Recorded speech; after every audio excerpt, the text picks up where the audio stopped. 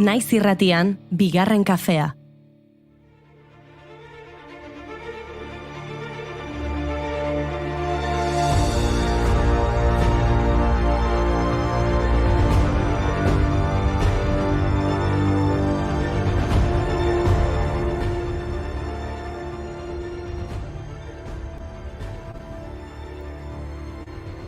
Koronavirusaren Hegoafrikako aldaera atzeman dute Ipar Euskal Herrian. Maritxu Blanzako Eskualdeko Osasun Agentziako saileko arduradunak gaur jakinarazi du informazio hori.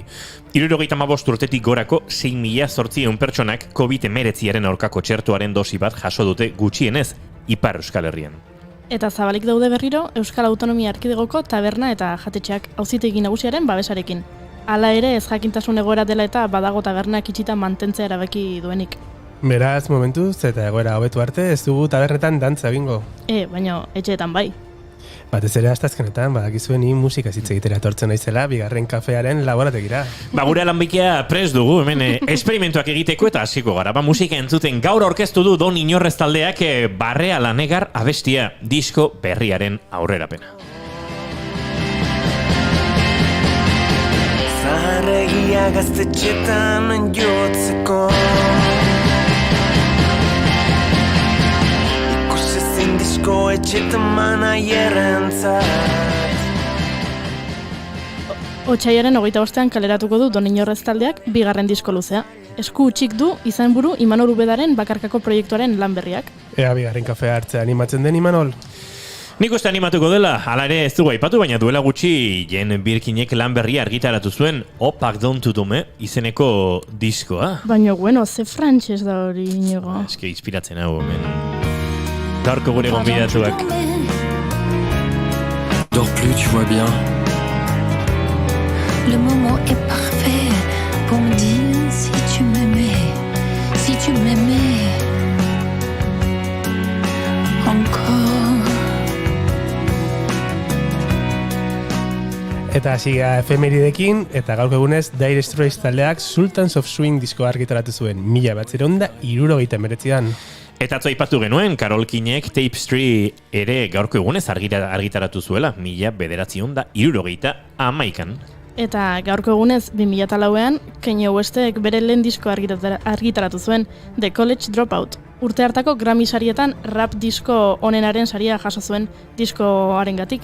Eta rap abesti onenaren saria ere jaso zuen Jesus Walks abestiarengatik. Entzun nahi duzue? Bai, noski. Bale, ba.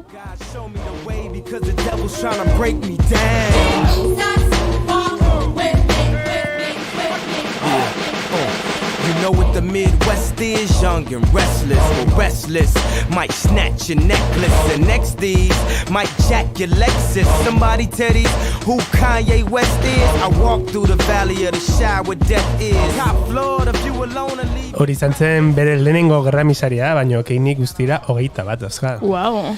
Beste Grammy irabazle bat gaurko egunez jaio zen Roberta Flack, estatuatuar abeslari handia The First Time Ever I Saw Your Face eta Killing Me Softly with His Song diskoengatik da ezaguna.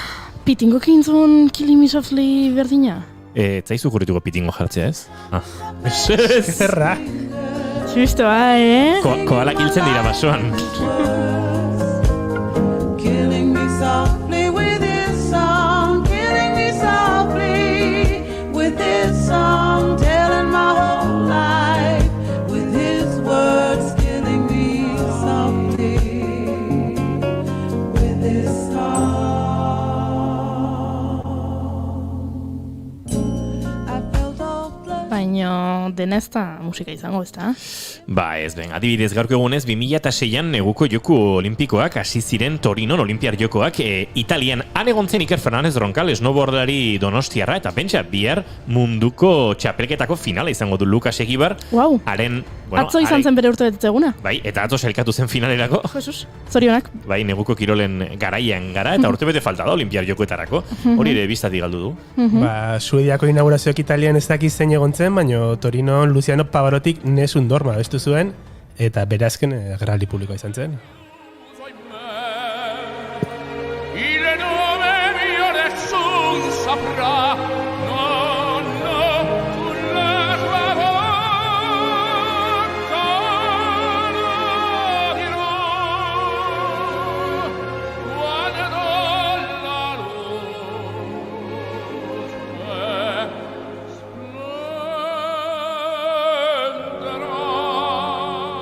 Inigo, ikusi duzu?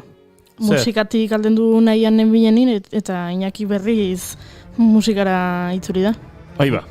Barkatu, venga, saiatu berriro. Ea ba, gaurko egunez jaio zen Raixo Iratsuka, japoniarra, idazlea, kazetaria, ekintzaile feminista eta anarkista izan zen, Seito aldizkaria sortu zuen, 1911 emakumeek soilik zuzendutako Japongo lehenengo literatura aldizkaria. 1920an, Japoniako emakume berrien elkartea sortu zuen eta elkarte horren buru izan zen, 1971 urtean hil zen arte. Emakume batzuek egun bakar batean egiten dute borroka, eta onak dira. Beste batzuek urtebete egiten dute borrokan, eta hobeak dira. Badira urte asko borrokatzen dutenak, horiek oso onak dira. Baina badira bizitza osoan borrokan diardutenak, horiek dira ezinbestekoak. Bertolt Brecht. Uste Bertolt Brechtek etzuela hola zan, Bueno, baina klasekoak eguneratu egin behar dira, eta Bertolt Brecht ez da salbuespena. Vale, jefa, vale. Hay otros que luchan un año y son mejores. Hay quienes luchan muchos años y son muy buenos. Pero hay los que luchan toda la vida. Esos son los imprescindibles. Bertolt Brecht.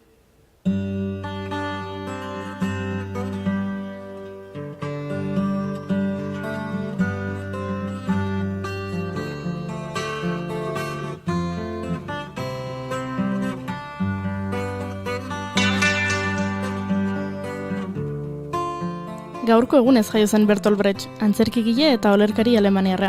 Garbi adierazi zuen bere antzerkiaren funtzio didaktikoa. Musika eta kantaren bitartez, antzerkiak kontzientzia hartzera eraman behar du ikuslea, eta azken finean politikan esku hartzera. Brechtek eragin handia izan du 20. mendeko antzerkian. Antzerkian eta musikan. Entzun dugu Silvio Rodríguezek Brechten esaldi batekin hasten zuela bere abestia. Baina ez da bakarra, Estitxu Pinatxok Bertolt Brechten esaldi batean inspiratu da, derrigorrezko utopia bana abestia idazteko. Ikusi ez Inigo, berriro, musikara. Bai.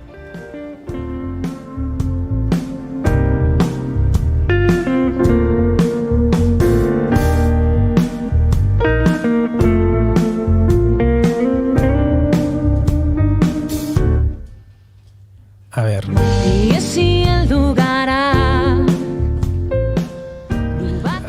Barkatu, eske asteazkena da. Eta hor gaina aitzakianekan, izan ere gaur eukiko dugu gurekin Estitxu Pinatxo. Ara?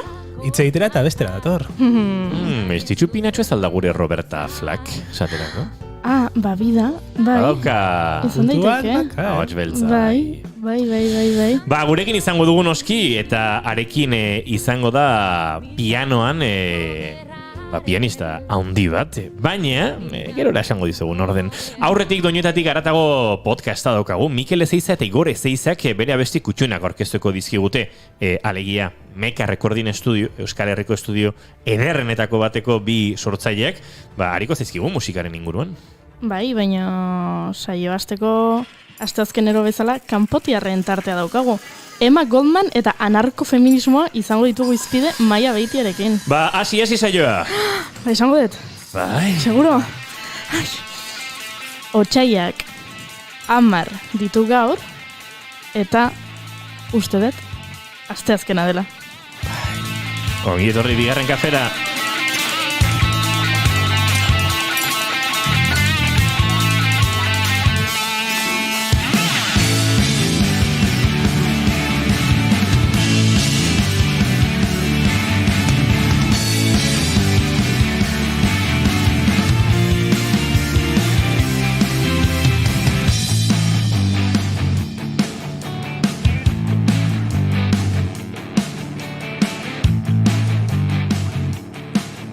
Zuekin, Iñaki Lasa Etura. Atxaldeon, jefa. Beti bezala berandu, Lautako hemeneon. Iñaki alias Etura, alias partitura. Hasta la sepultura. Wow! Eta beti berandu, Inigo Asensio Lurbide. Nola beti berandu? Beti berandu iristezea? Barkatu, Ez ditu hemen sekretuana kontatuko. Arratsaldeon Euskal Herria, eta ongitorri bigarren kafera, ze giro goxean gauden, Maia Beitia datorrela nabari da? Nabari da.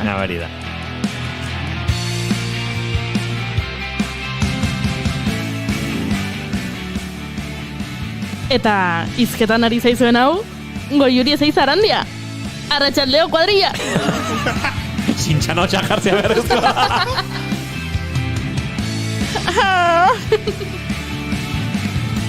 No te preocupes.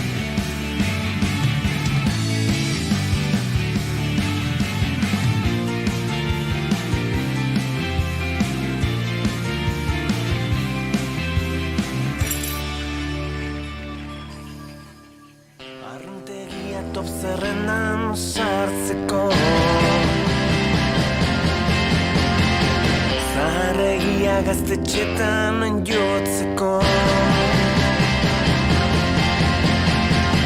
Ikusezin disko etxetan Ino, zarregia zarazu gaztetxetan sartzeko? Ba, kabroia zea, Anintzen pentsatzen, identifikatuta sentitzeoten naizen Imanol Ubedarekin.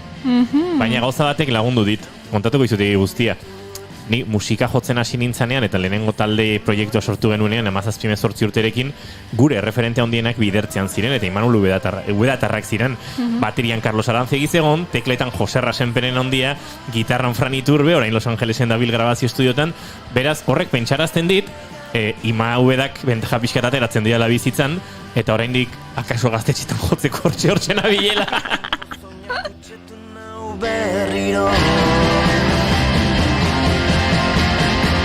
Ni baino dezente xarragoak ikusten ditut gaztetxetan jotzen oraindik.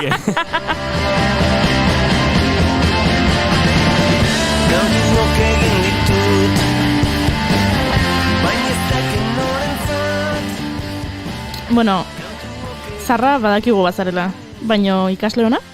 Ikasle ona, garaiak izan dituen.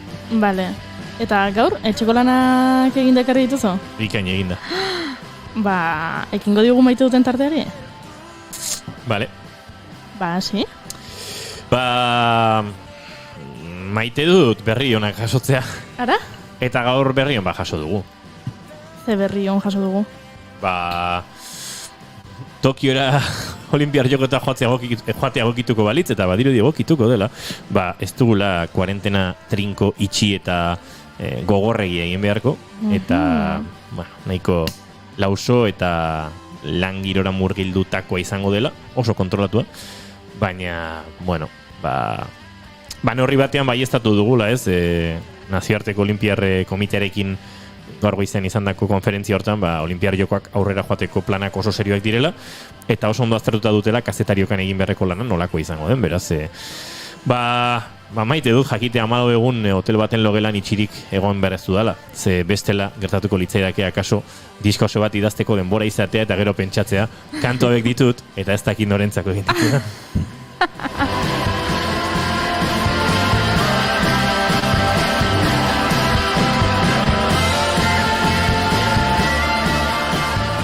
Iñaki, zuk prestatu duzu zure maite duta?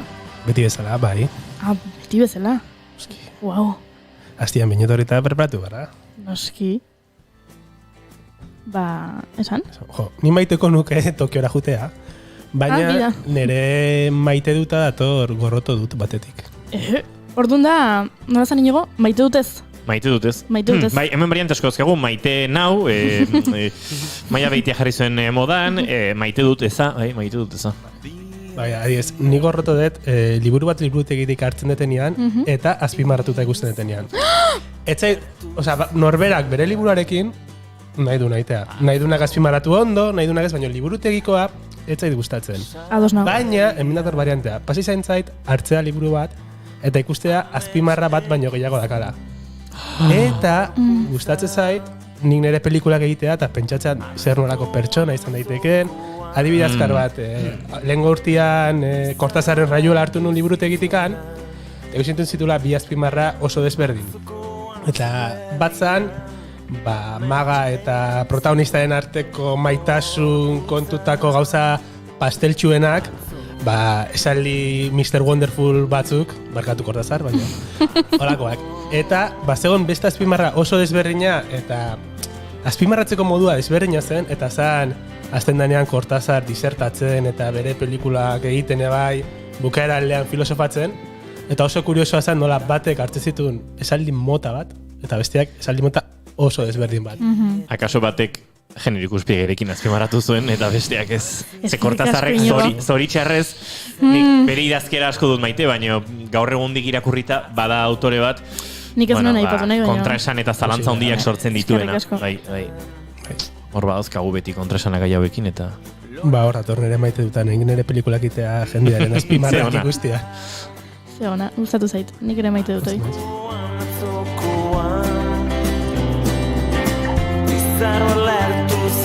Nik mini maite dut adokat. Mini maite duta? Bai, Iñakiren kontra maite dut norbaitek berea den liburu bat, hor bai, azpimarratu duenean, batez ere saiakera giroan edo horrelako liburuetan ez, eta liburu horren interpretazioaren bidean horri batean bideratu dizunean, batez ere fio bazara liburu hori utzi dizunaren irizpideaz, gai hori lantzerak orduan, ez? Norbait gomendatu dizu liburu bat, gai horren inguruan uste dut eztabaidatzeko lehenengo irakurri hau, ez? Edo hemendik uste dut abia puntu ona dugula. Bale, eta hartu eta arek egindako osnarketa edo lana baduzu, ez? Eta hori bai maite dut. Galdera badaukat Iñaki. Eta tabernetako eta jatetxetako, gaur ireki dituzen tabernetako eta jatetxetako egunkarietako denbora pasak egiten dituzu? Ez. Eta gorroto duzu... Oiurik bai! Asko gorroto dut, hartzen dituztenak eta hor kruzigramak, sopa letrak, dena indala ona.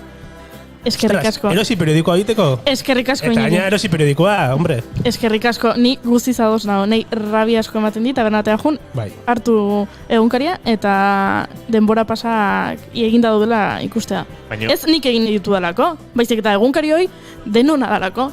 Eta kupoiak hartzen dituztenak? Hortan ere ez sekula fijatu? Olakoak gai badaude. Zartagintzako eta... Bai. Baina, bakoitzak bere sensibilitateak ditu, eta nik ez dut horrekin inoiz alako konexiorik izan ulertzen dut, eta dos nago diozuenarekin, baina ordun eta galdera inozoa da, ez du bigarren zeharik. Ze behar luke egunkariak libre, bete gabe, edo nola...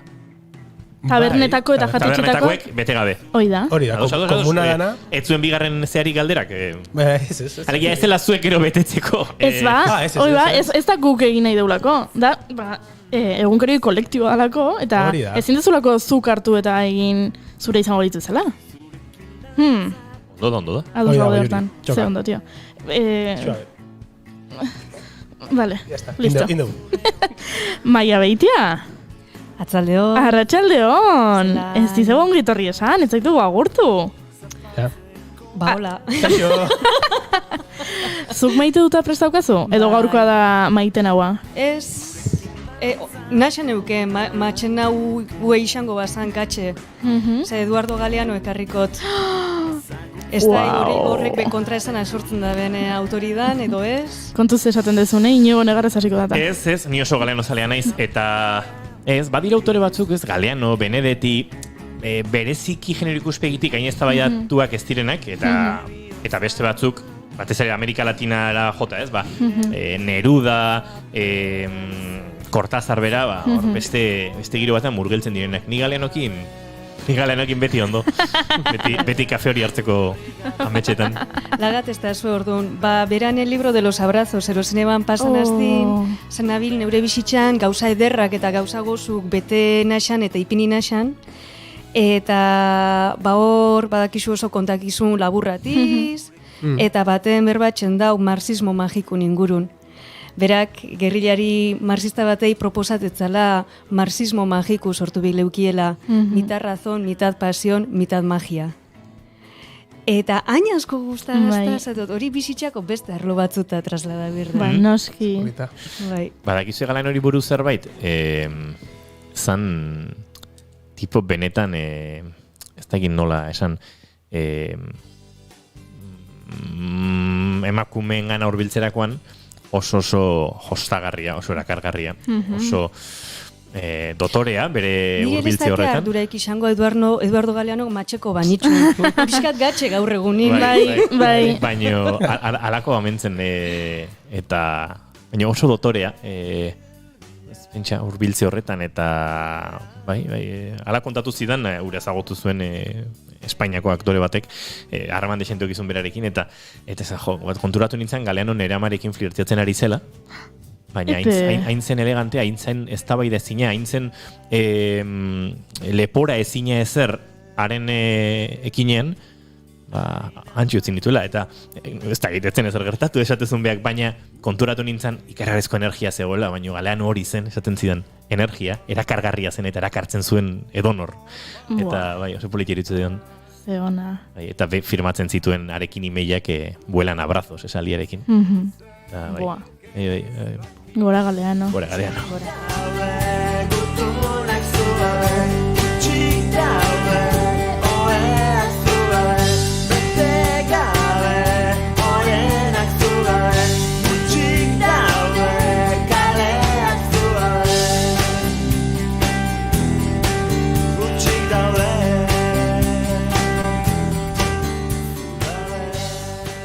Nik ez dut prestatu nire maite duta. Eta zuenak entzuten ari nintzen, eta hain beste murgildu naiz zuen maite dutetan, ez dutela hasti dauki nire maite duta pentsatzeko. Maite dituzu gure maite dutak? Baina hori erabili izan du beste noizbait eta ez du balio. Ezin da errepikatu.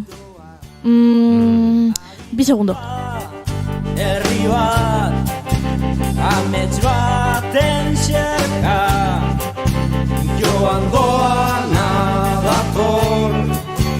datorrena doa. Badaukat nire maite duta. Dagoeneko dakizuen bezala ni Tolosarra naiz. Ui! Eta urten inauteririk ez dago. Baino gaur ikusi ditut balkoiak apainduta, ikusi ditut puxikak, ikusi ditut koloretako maindireak, ikusi ditut horrelako koloreak balkoietan, eta naiz eta inauteririk ez dagoen aurten, jendeak ilusio hori mantentzea, eta herriari kolorea ematea, hori asko maite dut. Ze parraite zuzuk? Ez barkatu. Streamingetik tuizlari gazte batek egin digu komentario bat, esan digu, ni medio donostiarra, medio tolosarra. Iaiz oso donostiarra, ze Tolosan erdi donostiar da erdi tolosarra esate jau. Baina ez gaizki.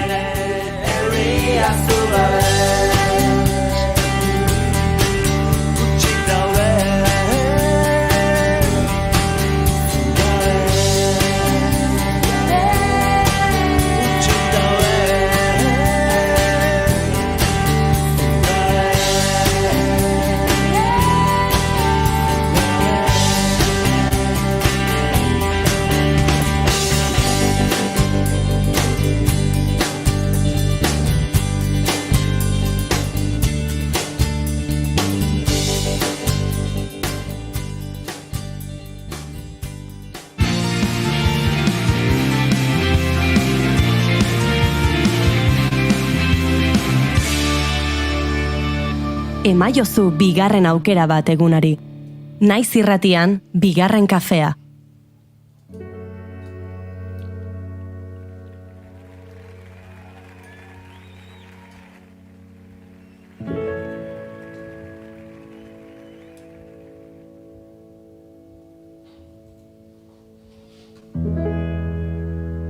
Horrelako solemne jarriko gara kanpotiarren tartean murgiltzeko. Jesus, hausea seriedadi gentiz guztuen gora. Ez, hau da, goxo-goxoa. Gai, sakontasuna da. Bai, hau da, lasaia. Goxotasuna eta sakontasuneak bat egiten dutenean, dena zoragarria da. Hau da, paperezko itxasontxi? Itxasontxi? Itxasontxi bat? Olatun gainean. Txino, xuke!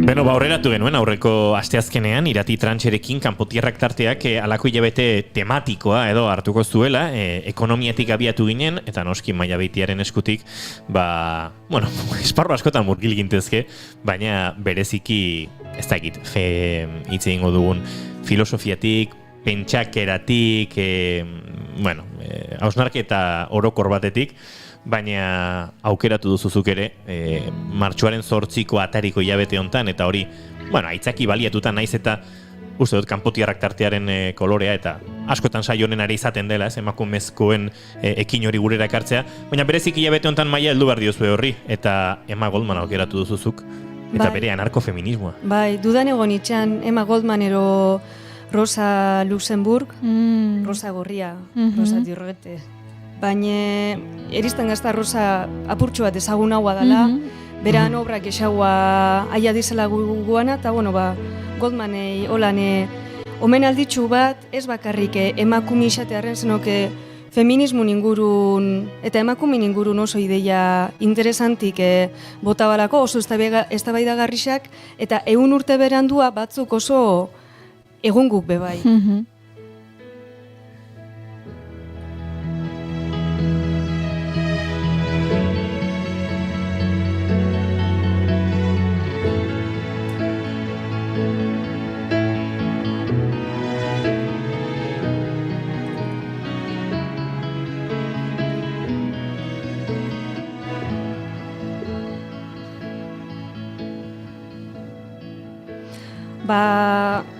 Emma Goldman jaso zen Lituanian, ordungo Errusiar imperioan, 1869an, eta hil zen 1940an. Eta ikusiko dugu modun, beran bizitzan asko bidaiatu ban, eta asko bidaiatu erazi dotzen, edo bentsat momentu baten ez bana berak aukeratu nun egoti.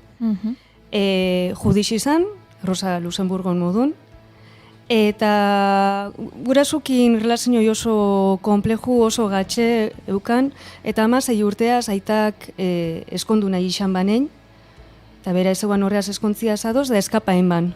Txalupan, estatu batu eta zehan ja aizta bate bisigakon. Eta nazi izan egun gintzan biharrin, eta ikusi ban langile klasik ze zapalkuntza jasoten ban, emakumin egoeri berezik izelako gogorra zan, eta behin eskondu zan, beste ruso judixo bateaz, eskontzik hile batzuk iraunban bakarrik, eta konturatu zan berak ez banela nahi, ez emazte, ez etxeko andre, ez ama izan. Eta esanela sekule moldatuko be semi-esklabutzako lan baldintzeta. Eta oso emakume brillanti izan, beran bueltako emakumik ez euken eskuntzaik, ze orduan epokan emakumia ez gakuen aukeraik emoten, baina beran bueltako lagun eta maitale anarkistan, gizonezko anarkistan bitxartez junzane ikasten, eta oso komunikatzaile ona izatea aia zan. Eta azpimarratu birdana da, berak erozin zapalkuntza mota salatzen banela, bai klase zapalkuntza, bai emakumin zapalkuntza, momentu baten arraza bebai aipatutzen da, eta hor nik ikusten dut Angela Davisen aintzindari baten modun, ze bada zapalkuntza mota desberdinak alde bati, aldi berin emolaik esena aitortzen da bena. Eta beran esaldi famatuena igual da, bueltan Errusire junzanin desatzen inez, nik hemen irautzen ezin banaik edantzan egin, ez gazta interesaten. Baina badakaz beste bi aipatuko txuaz, gustaten gaztazenak, eta bada, eskatu lana, espotzu emoten eskatu ogixe, eta espotzu emoten esgirik ez lanik hartu ogixe. Ze ona. Oso ona da. Eta gero bestide ez jainkorik, ez jaberik, ez gizonik eta ez partidoik.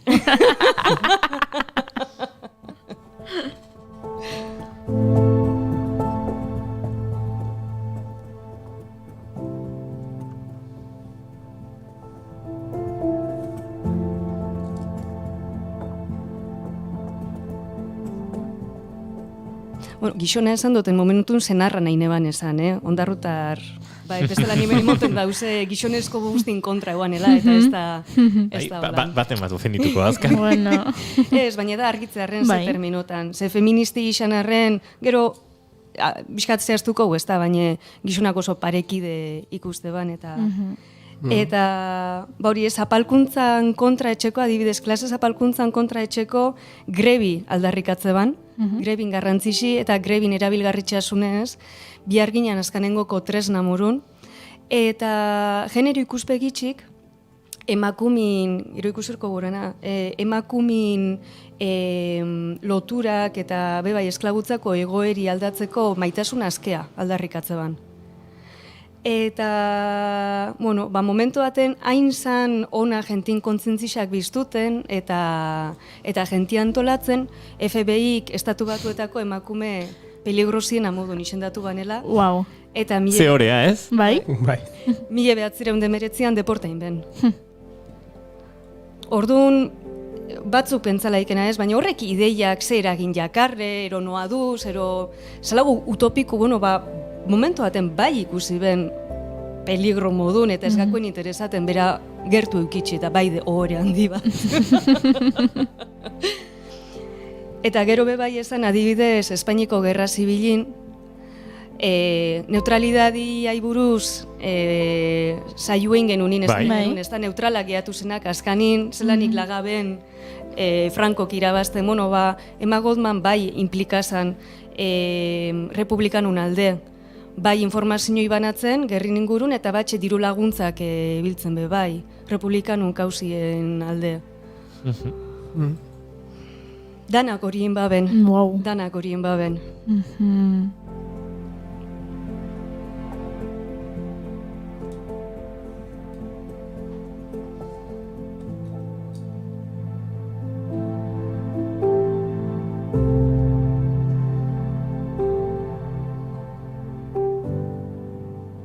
Lehen aipatu dugu, ezinbestekoak direla bizitza osoan borrokan aritzen direnak, eta hemen daukagu adibide bat. Duda baik. Zelako politxi izango zen, Emma Goldman, Rosa Luxemburg, eta lehen komentadozun japonesa Raizo Yamasuka, ero. Imagina, holanik, kafe bat irurakin hartzen. Zelako hona izango zen. Edo irurak hemen gure laborategiaren kafegunean. Antxe kafetxoarekin. Kontxita Beitia eta Marimi Ugalderekin. Hori tumatxa da. Bai. De masa. Haze kuadrilla.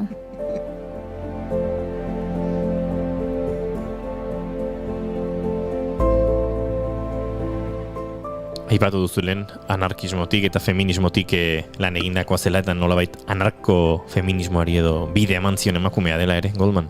Bai. Eta anarkismo definiuteko orduan modu asko daz, eta berak ikuste ban, estatu ez ban onartzen. Eta horrek ondorixutak arbe bai, sufragistan orduango garaiko, emakumek ezin botu emon, da beraz lan kokatzen zen horren aurren. Eta elixi eta estatu eta horredanak oso erakunde zapaltzaile morun ikuste ban, eta berak siniste ban pertsonak alkarrea zonbirti zela guztua da zelako, eta horren arabera antolatu, baina ez dela antolakontzan iselako inposaketaik emon bir. Egixe da, anarkismuai askotan leporatzen gakona dela, beran kritiki bai, baina soluzioik oso utopikuk eta oso irrealak dizela. Nik hemen anarkismun defensa nahiko neuke esan, horreaz igual adosgaz, baina horrek gizartia jetzetan kritikin balixu ez daukentzen. Kritikik oso balixoku izaten aldau jarratxu, eta gero soluzioi, geuk igual beste erantzun batzu topabiko dugu, baina horretxatxik 100 urte berandua, beran hausnarketa batzuk oso preminaskuk dizela irizten gazta. Eta gero anarkismoa buruz berbatzen duguenin bebai, beti hor urteten da ben gai interesante bada injarkesin ez. Estatu batuetan alegin juzein magnate bat hiltzen, gero beste presidente bat bebai, anarkistak hortartin egon zin, eta batzuk dinu eze, Emma Goldmanek bultzatute edo inspirata izan zenela. Beste batzu dinu eze, Emma Goldman pazifisti zanela egixe da, gerran eta militargintzan kontra guanela erabat. Baina hemen bai nahiko neukoa aipatu ez, berak argi lagate ban, injarkesa ikandixena dela estatuk langile klasin gain eragiten da bena. Eta gozea kondenaten zatxuen soldatak ordaintzi gitxi batzuk aberazten dizen bitxartin hori badala injarkesi. Orduan, horren aurrin jentia antolatzen danin, azkanin defensa mota badala. Eta oso testo politxe dakarre entzungo duguena. Nire ustez, anarkismoa da bake filosofia bakarra. Giza bizitza beste guztiaren gainetik balioasten duen gizarte harremanen teoria bakarra. Badakit, anarkista batzuek indarkeriazko ekintzak egin dituztela, baina desberdintasun ekonomiko izugarriek eta bidegabekeria politiko handiek eraman zituzten ekintza horietara. Ez anarkismoak. Erakunde bakoitza, gaur egun, indarkerian oinarritzen da. Gure gizarte ingurunea indarkeriaz gainezka dago. Gauzak horrela dauden bitartean, Niagarako ur-jauziak gelditzeko eta indarkeriarekin amaitzeko aukera berdinak izango ditugu.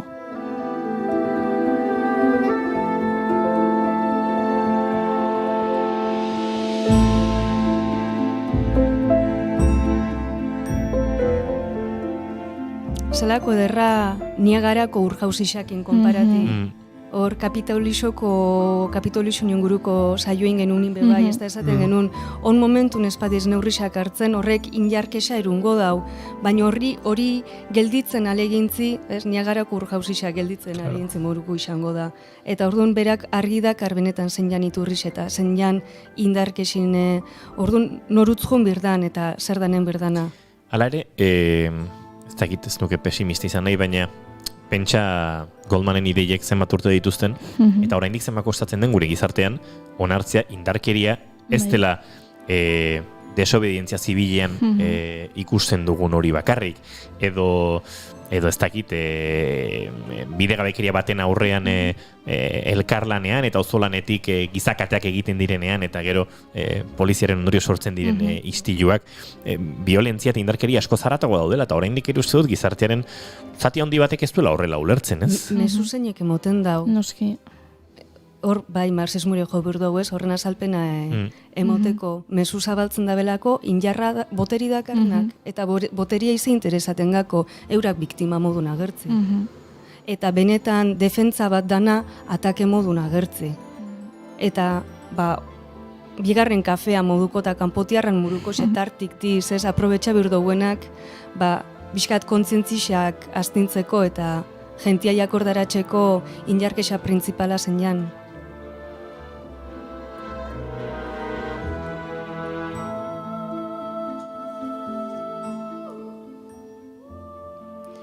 Eta gero ideia feministetan, holan pintzelada batzuk emongo dauz gai desberdinan ingurun, zesakontzen hasi ezkeo askoak omongo leuke, baina interesantia hau erizten gazta, zertzuk gai jorratu ban, on egun urte puritanismun epoka puripurixin, eta zelako ikuspegi zeukan gaur egungo tematika batzutan gaur eguneako bebai nahiko adelantatea guana, ez? Adibidez, prostituzioen ingurun, egixe da estigma batetik berbatzen banela, baina esateban prostituzioi bi arazotan oinarritzen dela. Batetik emakumik gitxiagoak obrate belako fabrikan, batetik emakumik etxitan enbiben biharra, eta ero askotan gizonan soldatiaz esan ezaiaten fabriketan bebai, baina gizona baino askoz gitxiagoak obrate ben. Eta gizonik ez pauken fabrikakoaz bakarrik ez gakoen aiaten, orduan beste nundik atabi ben. Eta orduan berak prostituzioi klase zapalkuntzaz lotu ban, eta oso hausnarketa beharrezko iristen gazta, osentzunin. Eta bestetik, sexualidadin oso ikuspegi aski eta zabalaukan, eta ja esate ban, ez da, emakumik sexualidadin ez dizela, azten da oso ez jakine, ez jakintxasunin mantentzen dizela, ama isatea derrigortzen gako, baina hortik kanpoa fin.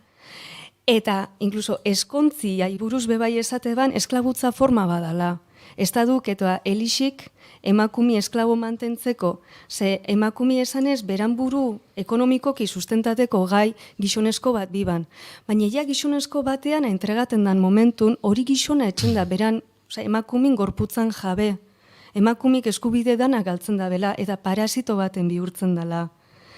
Eta orduan oso hausnarketa interesantit izbebai ez, gizon eta emakumin arteko horrek dinamikak ia gaur egune arte aia dizen edo ez. Hausnarketa oso interesgarrik, eta aipatzen genuen bezala oso gaurkotasunetik eginiko izango balia bezala.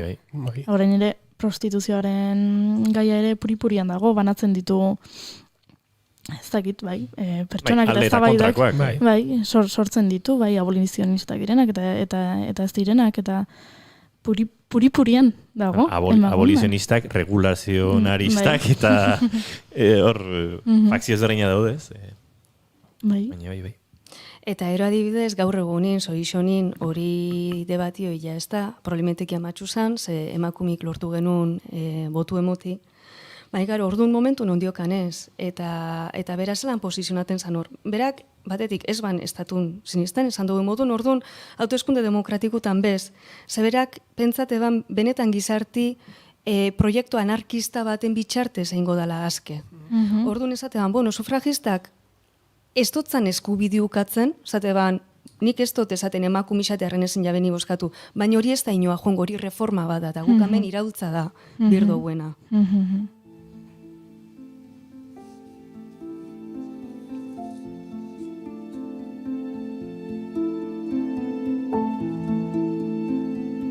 Eta iraultza behar dugulako, gonbidatzen zaitugu gurera beti, Maia.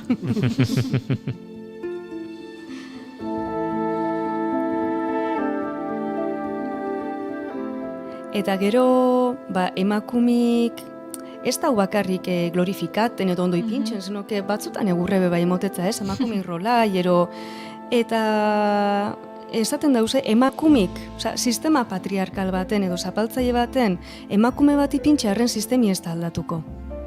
Eta hori ikusi genuen adibidez pasan azten irati trantxek, egarri zen Andrasko ekonomistan hartin bat eguan Rosa Friedman, Milton Friedmanen emazti, eta neoliberalismu sortzen lagundu bana. Emakumi izan arren, gero milioika pertsona zapaldu da ben pentsakera bat, eta korronte bat sortu ban. Orduan, emak argi esate ban, emakumi izate arren bakarrik ez dauna izan gauzako beto ingo dauzen. Eta hori ere gurera arte. Horrenik feminismo liberala bezalako oksimoronak planteatzen dira.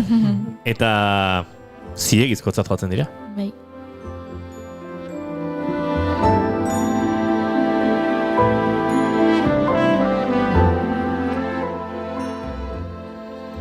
Eta Maia, agurtu bertzaitugu segituan? Bai. Bi berba bakarrik maitasune askin ingurun, hau askaneako lagarot gaina, nahetxe, berak esate ban ze askatasunetik matxatu berdala, emakumik eskubideak arrela matxatzeko eta matxatu teixateko, baina esklabutzi izan baik. Eta gainetik esate ban ze sexualidadi landu berdan gauza badala, jaiotze kontrolan aldeuan, honeun urte, eta emakumi eskongaben sexualidadi aldarrikatzen ban. Wow. Eta ja amaitzeko oraindik bai, badago beste ideia bat ezin dugun horutzi. Askatasunan idei berak askatasunez, ban askatasun individual morun ulertzen zinoke kolektibo eta solidaxu. Eta pandemisa gara, xan jenti eskubide individualak aldarrikatzen da bilen epokan, oso ondo gongo litzake planteati askatasune kolektibo modun bada, edo danogaz askik, edo inorrez tala aski. Ze ona? Ona, bai. Maia bitia, eskerrik asko. Eskerrik asko, Maia. Eskerrik asko emakume hauek gure gana gerturatzagatik. Bat ditugu oraindik asteak, emakume gehiago eta hausnarketa gehiago ekartzeko. Eskerrik asko zegoei aukeri motearren. Muxu bai.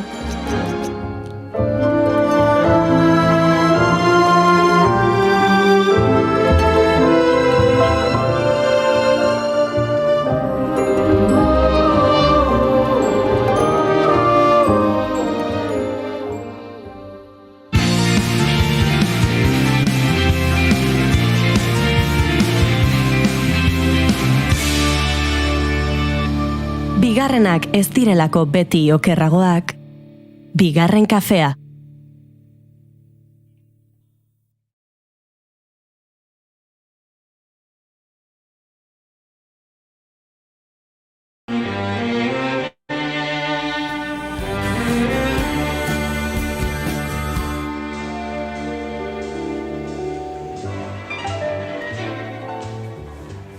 Doinetatik haratago saioan beti aukeratzen ditugu musikariak ez diren pertsonak musikari buruz hitz egiteko.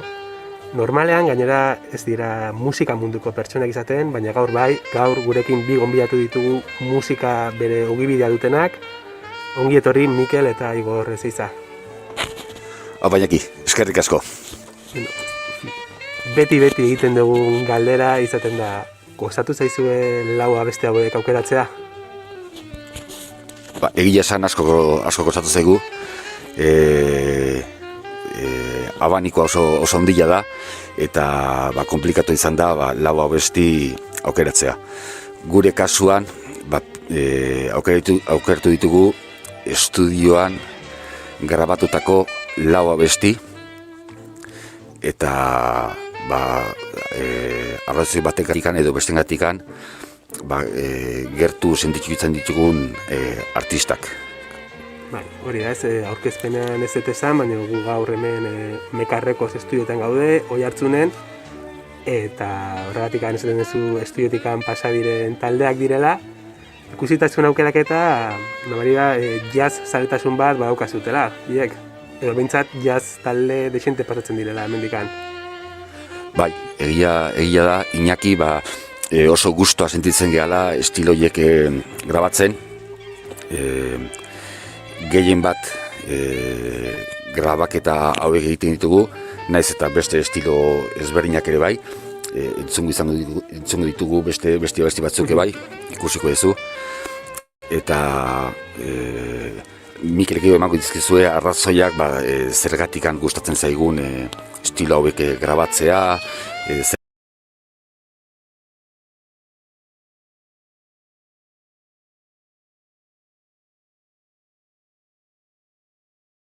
bat grabaketa hauek egiten ditugu, naiz eta beste estilo ezberdinak ere bai, entzungo ditugu beste batzuk bai, ikusiko duzu.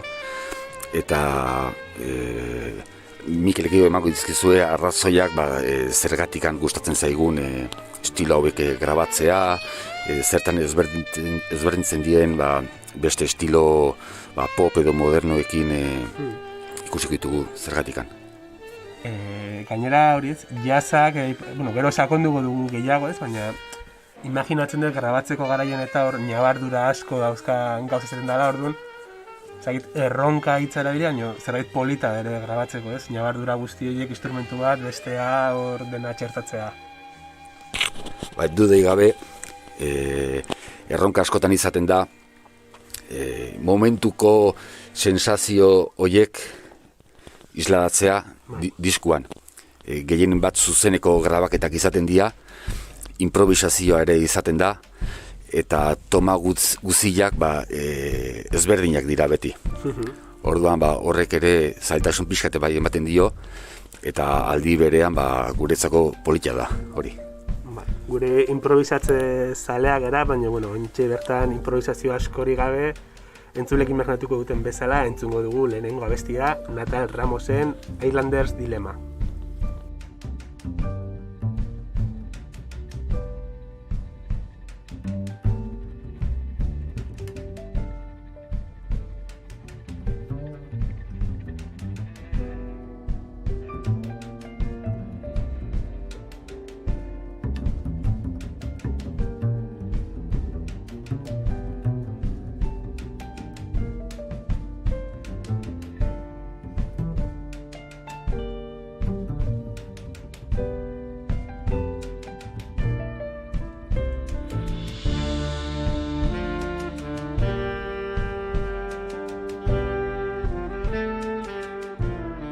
Mikel, aipatu duzu hemengo talde, gaur entzungo ditugun talde guztiak hemendik pasatakoak direla. Natal Ramos hau Kanariar uhartetakoak dira, esan dezut ez? Nola izan da Kanariar uhartetatik Oiartzunera norbait? Natanael trompetista da eta hemen musikenen ibili zen ikasten 4 urtetan, beak ematen zuen musikeneko Big Banda ere bai, eta hortxe ezautu genuen.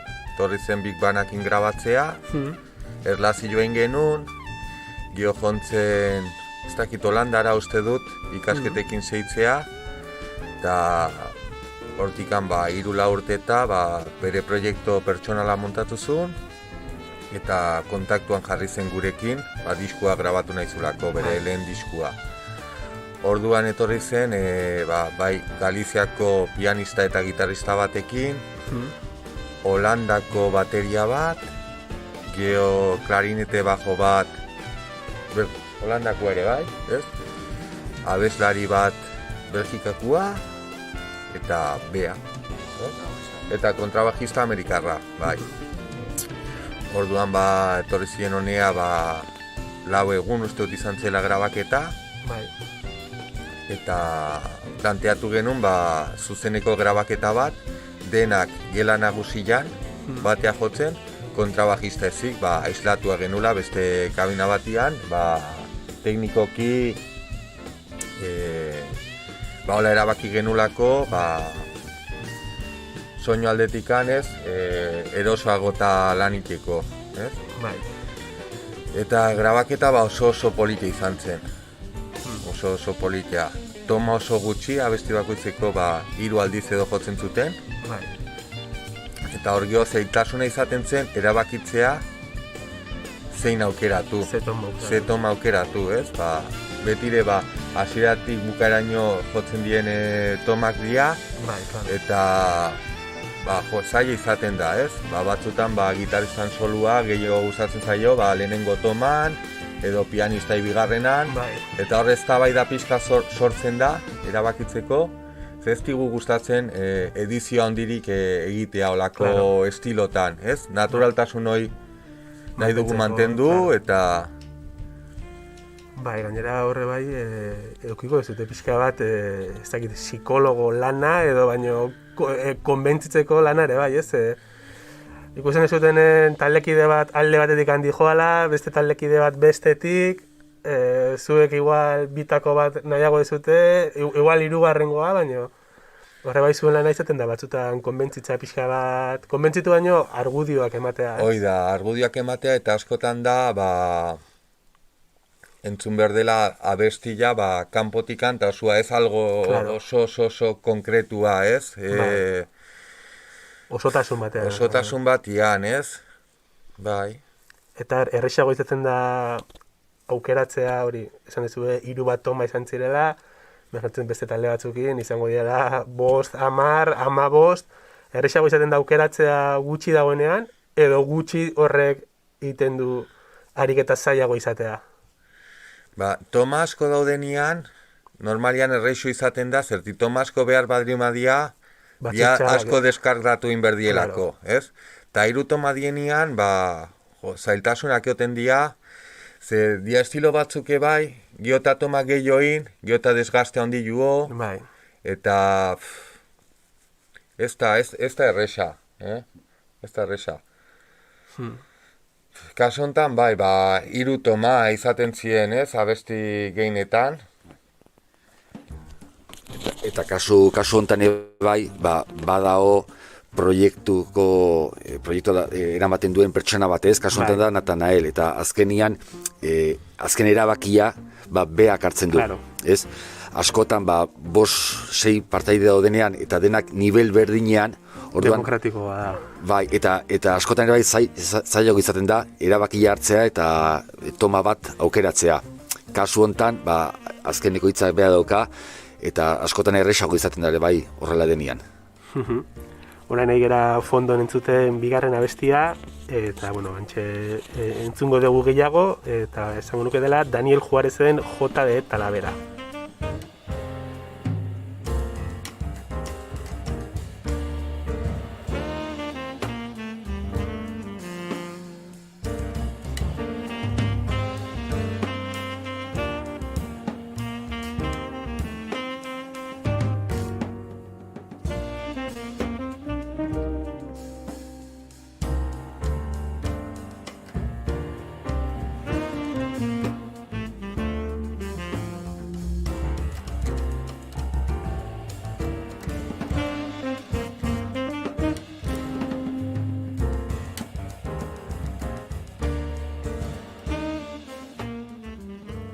Zergatik operatu zuen J de Talavera? Uste dut Daniel bera Talaverakoa edo ingurukoa dela, ezta? Bai, Talaverakoa, eta hau da kaso bat, nahiko Natanaelena nantzekua, ez? Danie bai, musikenen ikasitako saxofonista da, eta bere lehen diskoa gukin grabatu zuen. 2014 uste dut, zantzela. Ikasketak bukatzekuan, Nueva Yorkea jontzen, han pasazun denboraldi bat, eta bere 2. diskoa grabatu zuen. Eta geho berriro bueltatu zen, eta kontaktuan jarri zen gukin, bere 3. diskoa grabatu nahi zula, eta izan zen, pixkate bai, estudioko apostu bat, ez, laguntza eman genion, iruditzeigu,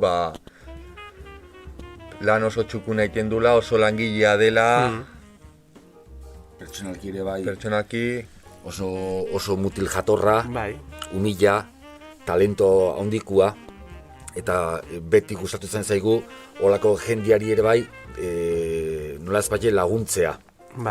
Askotan esan beharra ere bai, estilo hauek zoritxarrez minoritarioak diela, diru laguntza aldetik bai, gehiagire ez daukate, orduan, gure aldetik beti saiatzen gea, olako artistekin, laguntzea eta behaien karreran lazpatiko aurrera ateratzen laguntzea. Ezkenen polita da, beti ez hasi berriek, baina hainbesteko jartzun duten taldeek, bultzada bat behar izaten dute askotan, eta polita da, taldeek eta teknikarien eta artean sortu daiteken kamaderia hori pixka bat, elkarri laguntzea, elkar bultzatzea, eta ikustea hemendiken pasaden bat lehenengo diskoa grabatzea, berriro bueltatzea eta berriro zuengan konfiatzea eta zuek ere beregan konfientzea, ez pixka dator laguntasun hori ere polita da. Gutzak oso garrantzitsua da, ze azkenian binkulo bat sortzen da artistarekin, eta naiz eta oso artista hona izan, guretzako garrantzitsuena da trato pertsonala. Pertsonalki nola dien artistak, eta geota lasai humilak dinean, guk askoz komodo sentitzen gea, eta azkenian elkarlan bat da, ez? Eta ipatu ez dute nola Daniel bera saxofonista den, eta beste honetan hasieran mintzat asko nabaritzen da saxofoi hori, ez? Hauka presentzia bat, indar bat, gertatzen bai naita, bai beak, hola nahi zulako, eta baita zuek ere, ez? Ezan como, indar hau daka, polita da, eta hemen bertzaio presentzia bat. Azkenean bere proiektua da, bere izena ematen du proiektua, eta presentzia handia daka, saxuak, ez? Gaina oso polita jotzen du beak. Kriston improvisazioak, torri zene musikari oso potentiakin. Italiako bateria bat, kontrabajista ere italiakua, beste gitarrista bat Madridekua, gaztia oso txukuna. Talde polita bildu zan. Talde polita, pianista ere Madridekua, bajista Murtziakua. Benetan talde polit bat bildu zala, eta emaitza ere polita da, entzun duguna abesti honetan, jota eta lageran, nabari da, ez bagarrika izan dugu hasieran nabarmentzen dela saxofoia, baino aipatu ditugun instrumento guztik orain entzuten dira, eta bere lekuak ate, eta ondo entzuten dira. Aipatu dugu Kanaria Urruartetako musikari bat, gero hortikan Talaberara jungera, poieki Euskal Herrira hurbiltzen ari gara, orain Bizkaia ondoan gaude, Kantabrian, baina hala usten dut, aukeratu dizuen 3. proiektu honetan Malandro Club deitzen dena, badaudela Euskal Herriko musikariak ere. Pixkat ari gara hurbiltzen, entzun dezagun aurrena Peso Muerto abestia.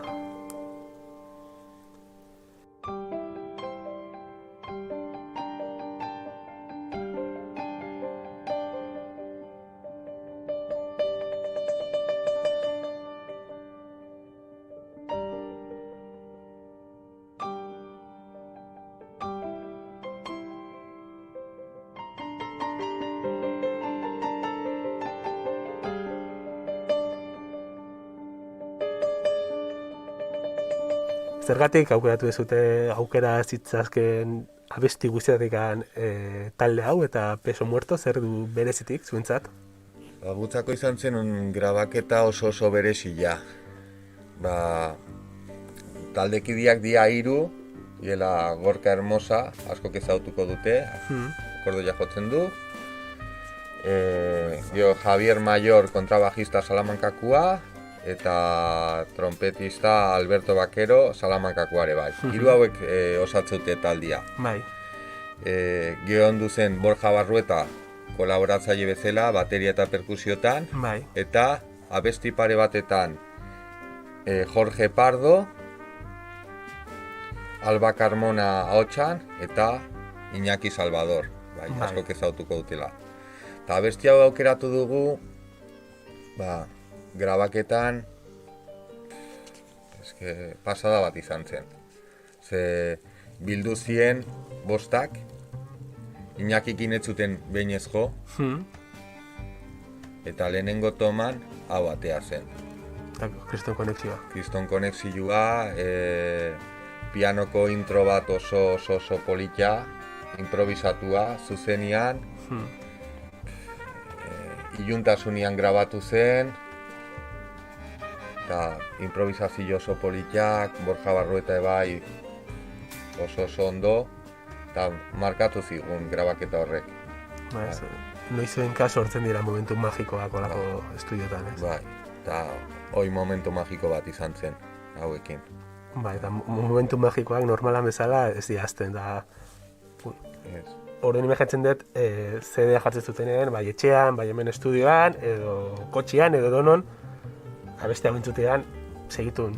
Momentu horta jotea. Azkenez, jendak esaten du, momentura juten nahi, zuzaietara, esagize zuek, zatozte, honea, momentu honetara, grabazioa, iuntasun horretara, ez? Bai. Ze politak, ja, nolako... Zer almena daukal musikak ez, horretarako gauzetako, oroitzapen eta bueltatzeko. Bai, pasada bat, eta hola sortu zelako, ez? Iñakik etzun behaiekin inoiz jo. Ustot inoiz etzula jo, eta beste hori etzuten bostak batea behin jo. Eta introduzio bat imertzun Iñakik pianuan, eta jarri zan, eta zuzenian... Hasi eta buka. Hoi atea zen, eta hasieratik bukaeraino, denak batea, gaina arriesgatzen momentu askotan, ez? Bai. Iguatzen naz, momento batian Borja Barruetak hartu zula plato bat, teikua, eta bun, alfombran gaina botazun. Bai, hori improvisazioa ba... Bai. Honetan etzen duten behar izan, ez bi, ez hiru, ez lau toma. Plat, eta hori betzea zaila zen. Bai, bigarren bat intzen, behin hemen ginen, eta benga beste bat ingo dugu beste ateatzen den, minoain hona izan zen lehenengua, horrekin gehiatu ginela. Zara gehiago behar. Bai, eta etzen zalantza ikan. Bai. Aipatu dugu hasieran batez ere jazz entzungo genuela, baina Igorrek esan digu beste musika estilo bat ere entzungo degula. Nik ere aipatu dut bidai bat Kanarietatik hasi eta poliki etxera. Eta gaurko solasaldia bukatzeko zer hobegoa, baina etxera etortzea, ez? Oihartzunera bertara, zaukatu dezuten azken taldea Jon Berkut da, eta haien izarretik ona abestia. Hau uste dut izan zela behaien bigarren diskokoa, eta aukizuten nahi estilo aldaketa bat, ez? Lehenengoa bazen folkigoa, Bon Iveren antzegaz, da hau zen gehiago ja, synth pop, ditzen duguna, Tame Impala eta olakoek, ez? Estilo aldaketa brutala entzuten, hauek etxetik antzekarren ja hau egin da, zuen bultzadat izan zen, nola izan zen hau? Zuek bazen egiten horrelako zerbait zetorrela estudiora? Guk egila esan, taldekidekin ezagutzen ditugu betidanik, erlazio oso ona, lagunen erlazioa, bai ensaio lokal berdinean ibiltzen ginen, Jon Berkota horretikan bai beste talde batzutatik helduria, ez? Eta egia esan, behaiek planteatutako disko izan zen guk ez genuen. Estilo aldetikan eta guk ez genuen... Ezer proposatu, eta... Behaiek oso argi zeukaten, nondik nora nahi zuten jun, argi zeukaten estilo aldaketa bat egiko zutela, eta egia esan lan asko egin zuten lokalian, disko grabaketa hasi horretikan, urtetako lana, eta gure aldetikan askotan juten ginen lokalea, haiekin egon, abesti berriak entzun, batzutan ideia bat proposatu, bion behaien kasuan oso argi zeukaten nondik noa nahi zuten jun. Zukaldeko lan asko egin daztekaten denotikan. Bai. Bueno, zuek ere bai, zuek ara juntzinaten, behaiekin egon, ezautzen duten, etzan izan, bueno, hona atozte estudiora eta ea zerratuaren, baizik eta zuek ja preparatuta zenekaten, ondo itzein da gaiekin. Bai, asko itzein genuen, maketak entzun, ez? Behaien ideiak entzun, ez? Aldaketa baten bat egon duzan estudioan, bion gehien bat dena ja oso landua zakaten ja lokaletikan. Ez ningo batzen naiz, garaia hartako elkarrizketak eta irakurri entzun, eta oso zehatz eskatela behaien ideiak, ez? Zaten, lehenengo dizuak guztua gatu ginen nola, baina harri genekagu norabide aldaketa bat egin barra genula. Eta bueno, gaur egun ja utzi zuten musika jotzari, baina bere momentun intzuten apostua ona izan zen, ze oi hartzun handigoa lortu zuten, toki askotatik handitu zieten, orduan, polita era bai hori, apostu bat egin eta ikustea erantzuna positiboa dela. Eta hori asko dauka, zuek bereke bai, estudioan egindako lana. Kriston lana egin zuten. Ordu pila, soinu guztia bilatzen, detailea jontzien, ez? Oso detailistak. Langileak. Bai. Langileak. Da beste erabateko grabaketa, ez? Beste 3 erreferentziak, zuzenian, talde guztia gela nagusian, eta Jon Berkouten kasuan izan zen, usto pixka kontrakua, ez? Bateiakin hasi, soinuak bilatu bateian, sintiakin lan handiak, gitarrak, pedalak, abesti bakoitzan, ez, erabaki amplio hau ibiliko dugu, o pedal hau, edo gitarra hau, edo sinte soinu hau, bateian elementuak aldatu, produzio handioko lana izan zen. Aipatu dugu hasieran, ez, nola jazzak eta bazitu nabardura pila bat, baina batzutan ez gara konturatzen ere popa, edo, rocka, edo dena delakoak, zenbat nabardura izan ditzaken atletekan, zenbateko izkutuko nolait esatearen lan egin behar den, bai produkzioan, bai masterrean denean, ez? Eta hau da adibide horietako bat, ez? Mimo askorekin, detaile askorekin, nabardura pila batekin. Halaxe da. Zube lehenengo aldiz estudioan entzun zenuten, lehenengo aldiz ez dakit, baina bentsat estudioan entzun zenuten abestia hau ziur, eta gure entzulek ez dakit nundikan entzungo duten, baina, agur esateko garaia iritsi da, eta entzule bagoitzak entzun bezala erosoen dagoen lekuan, Jon Berkouten Izarretatik Hona abestia.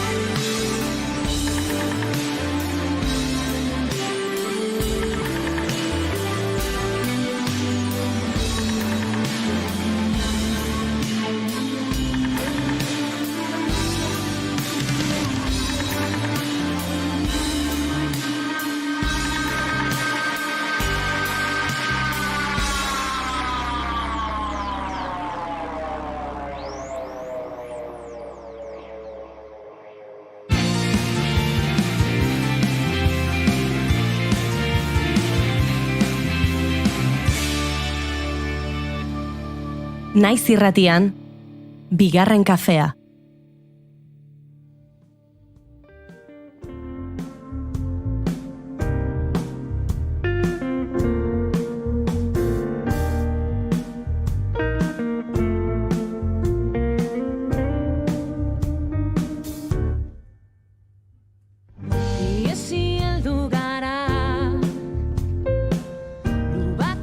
Naiz irratiko entzule fidelenek segituan identifikatuko dute gaurko gonbidatuaren ahotsa. Ostialetan gramofonoa saioan aritzen da musika ez hitz egiten Estitxu Pinatxo beratarra. Gaur ere musika ez hitz egingo dugu gure uinetan, baina Estitxu berak sortutako abesti solastuko gara. Hizketan ez ezik, kantuan erariko da, bigarren kafeko kontzertu akustikoan.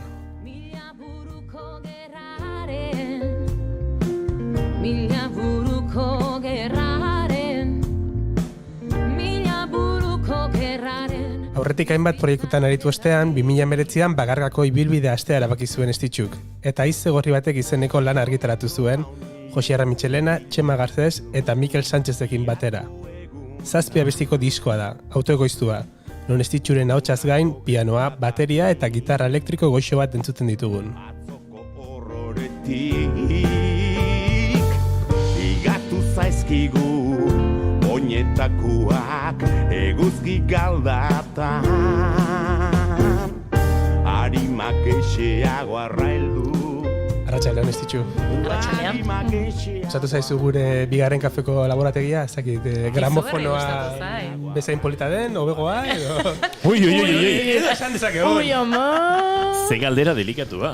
Eta hasteko. Gramofonoko estudioa xume-xumia da, eta hemen nire nola etorri naiz, eta honek dirudi ez dakit, ze dekoratu da, eta ze goxua. Nola gustatzen zaigun, gure laborategia polita dela esatea, Hemen belarria gozatzea dene gustatzen zaigu, eta... Noski. Ondo dago. Bueno, Haize Gorri batek deitzen da diskoa, esan dugun bezala, nolako izan zen lan hau sortzeko prozesua? Aldez aurretikan ja talde batzutan ibilitakoa zinen, baina ezakit momentuan erabaki zenuen disko bat egin nahi zenuela, aurretikan ibili zinen ja urte batzuk honekin bueltan, nola izan zen? Bai, erranen nuke izan dela lan bat poliki egiten joan garena, eta igual inkonstienteki. Enuke jakinen erraten noiz hasi nintzen lan hau prestatzen, horregatik ez, nik uste dut joan nintzelako kantak sortzen inolako asmorik gabe, eta gerora etorri zen, ez? Baina bai egia da, urte desente daramazkidala musikan munduan agitz gazterik hasi nintzelako, eta baina orain arte, inoiz ez hitzaidala piztua sormenerako grin hori edo beti ibili naizela bertze batzuen proiektuei ahotsa jartzen, ez? Eta bai, balako batean bai haietu zela bakarka zeozer egiteko gogua, binon ez dakit nik nire buruari edo trabai hartzen izkion edo igual ez dakit ausardia hori falta zitzaidan edo, eta aurretikan zuko aipatu zuen bat proiektutan aritu naizela eta horietako bat izan zen sortuko dira besteak. Han jende haunitz ezautu nun, musikari bikainak, idazleak eta nik erranen nuke hartu eman horretatikan eta jende hori ezautziaz horrek bultzatu nindula, ez? Behar falta zitzaidan bultzada hori hor jaso nula. Hainbat musikari ezaututa, hainbat idazle eta euren animoak eta euren laguntzakin jaio dela hau. Eta jaio zen 2019 bukaeran, uste eta azaroa inguruan, disko argitaratu zenuen, imaginatzen dut hasiko zinala kontzertuak agendatzen, kontzertu batzuk egiten, eta pum, pandemia. Hoixe. Nola eragin du pandemia honek? Izugarri. Bai, kaleratu genuen diska aurkeztu genuen azaroan. Nere herrin, beran. Eta kontzertu oso zaindu eta goxoan. Irudi batzuk ikusteko aukera izan genuen bertara joateko, ez? Baina irudi batzuk ikusteko aukera izan genuen, hori zo kontzertu goxi izan zen. Bueno, izan posten, naiz. Bai.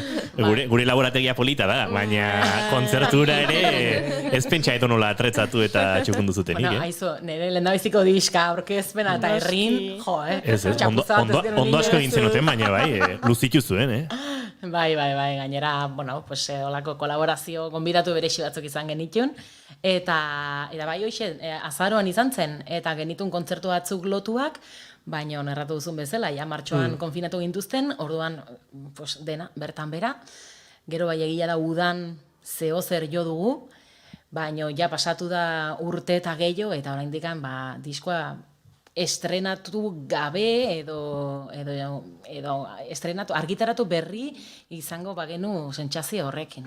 Eta pixkat eskutan zahartzen ari zaizunaren minarekin ere ez, gogorra behar du. Diskoa nahikoa erabili, nahikoa gozatu, nahikoa erakutsi ez, eta sentsazio hori, denborari da pasatzen. Bai, etekinik ateri ezpa enio bezala. Bai, sentsazio horrekin. Bai, gogorra da. Azkenean, zure lehendabiziko diska dedikazio handia eskaini diozu urtetan ibili naiz kanta konposatzen, eta ikustia ez diozula, ez duzula erakutsi, edo zukoran duzu bezala inigo, ez diozula etekinik ateri, edo ez duzula zabaldu, gogorra da, bai. Kontzertak lotzeko bera ere zai izango da ez, klaro, ari da taldeak ari dira disko berriak ateratzen, hoietakate bero etorri dira diskoa, eta agian kontzertu antolatzaileek ikusten dute, jo, disko hau orain atera da, eta zure kasuan ikusten du, 2019an atera zen, eta ez tezuki aukera hori, baina agian ez, inkonstienteki ere, baina antolatzaileek hori egiten dute.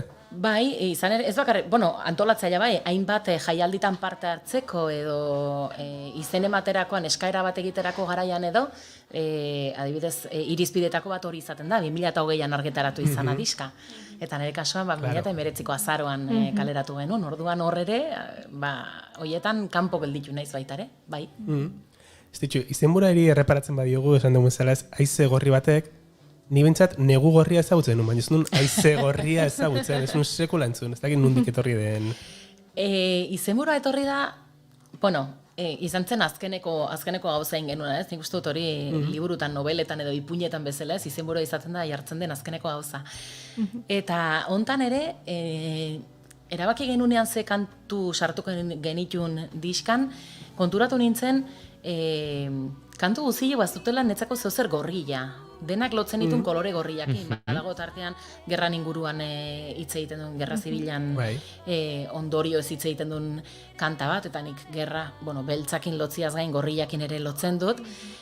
Badago bertze bat erotismoan ingurukoa, eta erotismoaren kolore, unibertsala gorria da, ez? Ardokopa bat ere badago tarteko, eta nik denei ikusten nien olako tinte gorri bat. Eta orduan pentsatu nun, diskaren izenburuak ere alakoa izan bartzula, ez? Eta izenburua bururatu zitzaion Edu Zelaieta idazleari, zen haize gorri batek diskaren izenburua izateaz gain, kantu baten izenburua ere bada, eta kantu hori berak idatzizun, eta berari otu zitzaion kanta hori idaztea, eta izenburu hori erabiltzea diskaren izenburu bezala. Egia esan, ardokopa batekin entzuteko modukoa da, diska hau, Edo bi ardokopa. Ardo botiarekin. Baina goixo. Nahi duen ritmoan. Oraintxe epatu duzu nola Edu Zelaietak egin dituen hitzak, hasi gara esaten nola zure lehenengo diskoa dan, pasaden astean eduki genuen gurekin Idoia Hernandez, H taldekoa, eta berak esan zigun, behien sortze prozesu horretan, berak taldekide izan ziola. Hau nire proiektua da, orduan ni naiz jefa. Ez dakizuk ere esan dezun, ni naiz jefa, demokratikoa izan den prozesua, nola izan da sortze prozesua? Ez dut txobera balio jefa izateko. Ez ontan behintzat. Egilarran pixko bat utzi dut bertze batzuen esku. Bai, kantu guziak neriak dire, baina erranen nuke, nik egin dudala kantuen bozetoa edo kantuen eskeletoa, eta gero bertze musikari batzuei jauntzi dituztela. Hor izan dut Igor Teietxean laguntza eta Txema Garcesen laguntza. Eurek izan dire moldaketak egin dituztenak, eta nire hasierako bozeto horretatik. Eta gero grabatzerako garaian, produkzioan eta Txema arduratu da bastante, nik konfiantza osua dut beregan, eta hori pixkoat bere esku utzi nun. Orduan, jefa papererak ez dut balio. Jefa mota asko daude, eta holako jefa demokratikoak bai. Balio dute, eta etekina ikusi da. Nik agindu nion Txemori zertzen inbiartzuna. Hori ezagutxi. Hoi da. Bai, Goiuri ez nahiko jefa demokratikoa da. Ez du. Teorian naiz, baina praktikan... Teorian naiz. Segi entrevistak minak idaz. Bai, ez. Musikari daukionez, musika kastarioi enkantatzeigu beti etiketak eta jartzea, Eta zakit nola definitu aldegun diskonetakoa, zura hotxa oso musika beltzaren ahotsa bada, diskone badaka soula, baina badakara popa, baditu hor rock puntu batzuk, solo batekin eta holako gauzak, orduan. Iñaki musika beltzarena, musika gorriarena, igual, kasu hontan. Bai, baina musika gorria ematen du sovietikoa. Bai, eskerrek jefa dan bestela 5 minutu lagunia, ezan txiste hori. Etzan txistea, Pues egi erran ni neunek ere ez dakit nola katalogatu. Eta hori, egia da, dela beti egiten den galdera, zenbait jaialditan partartzeko, edo zure kantuak registratzerako garaian baita, galdetze izute ze estilotan registratu nahi duzun. Eta beti sekulako zalantzak izaten jut, zeren aukerak izate pop rock, edo jazz blues. Orduan, tarteko zerbait erranen nuke. Bai erranen nuke moldaketetan badagola jazz ukitu bat. Bada, barkatu, sí, burua etorri zapatzen. Kantatzerako estiloan badago soula, baina orokorrean lortzen denan pop kutsua ere badauka.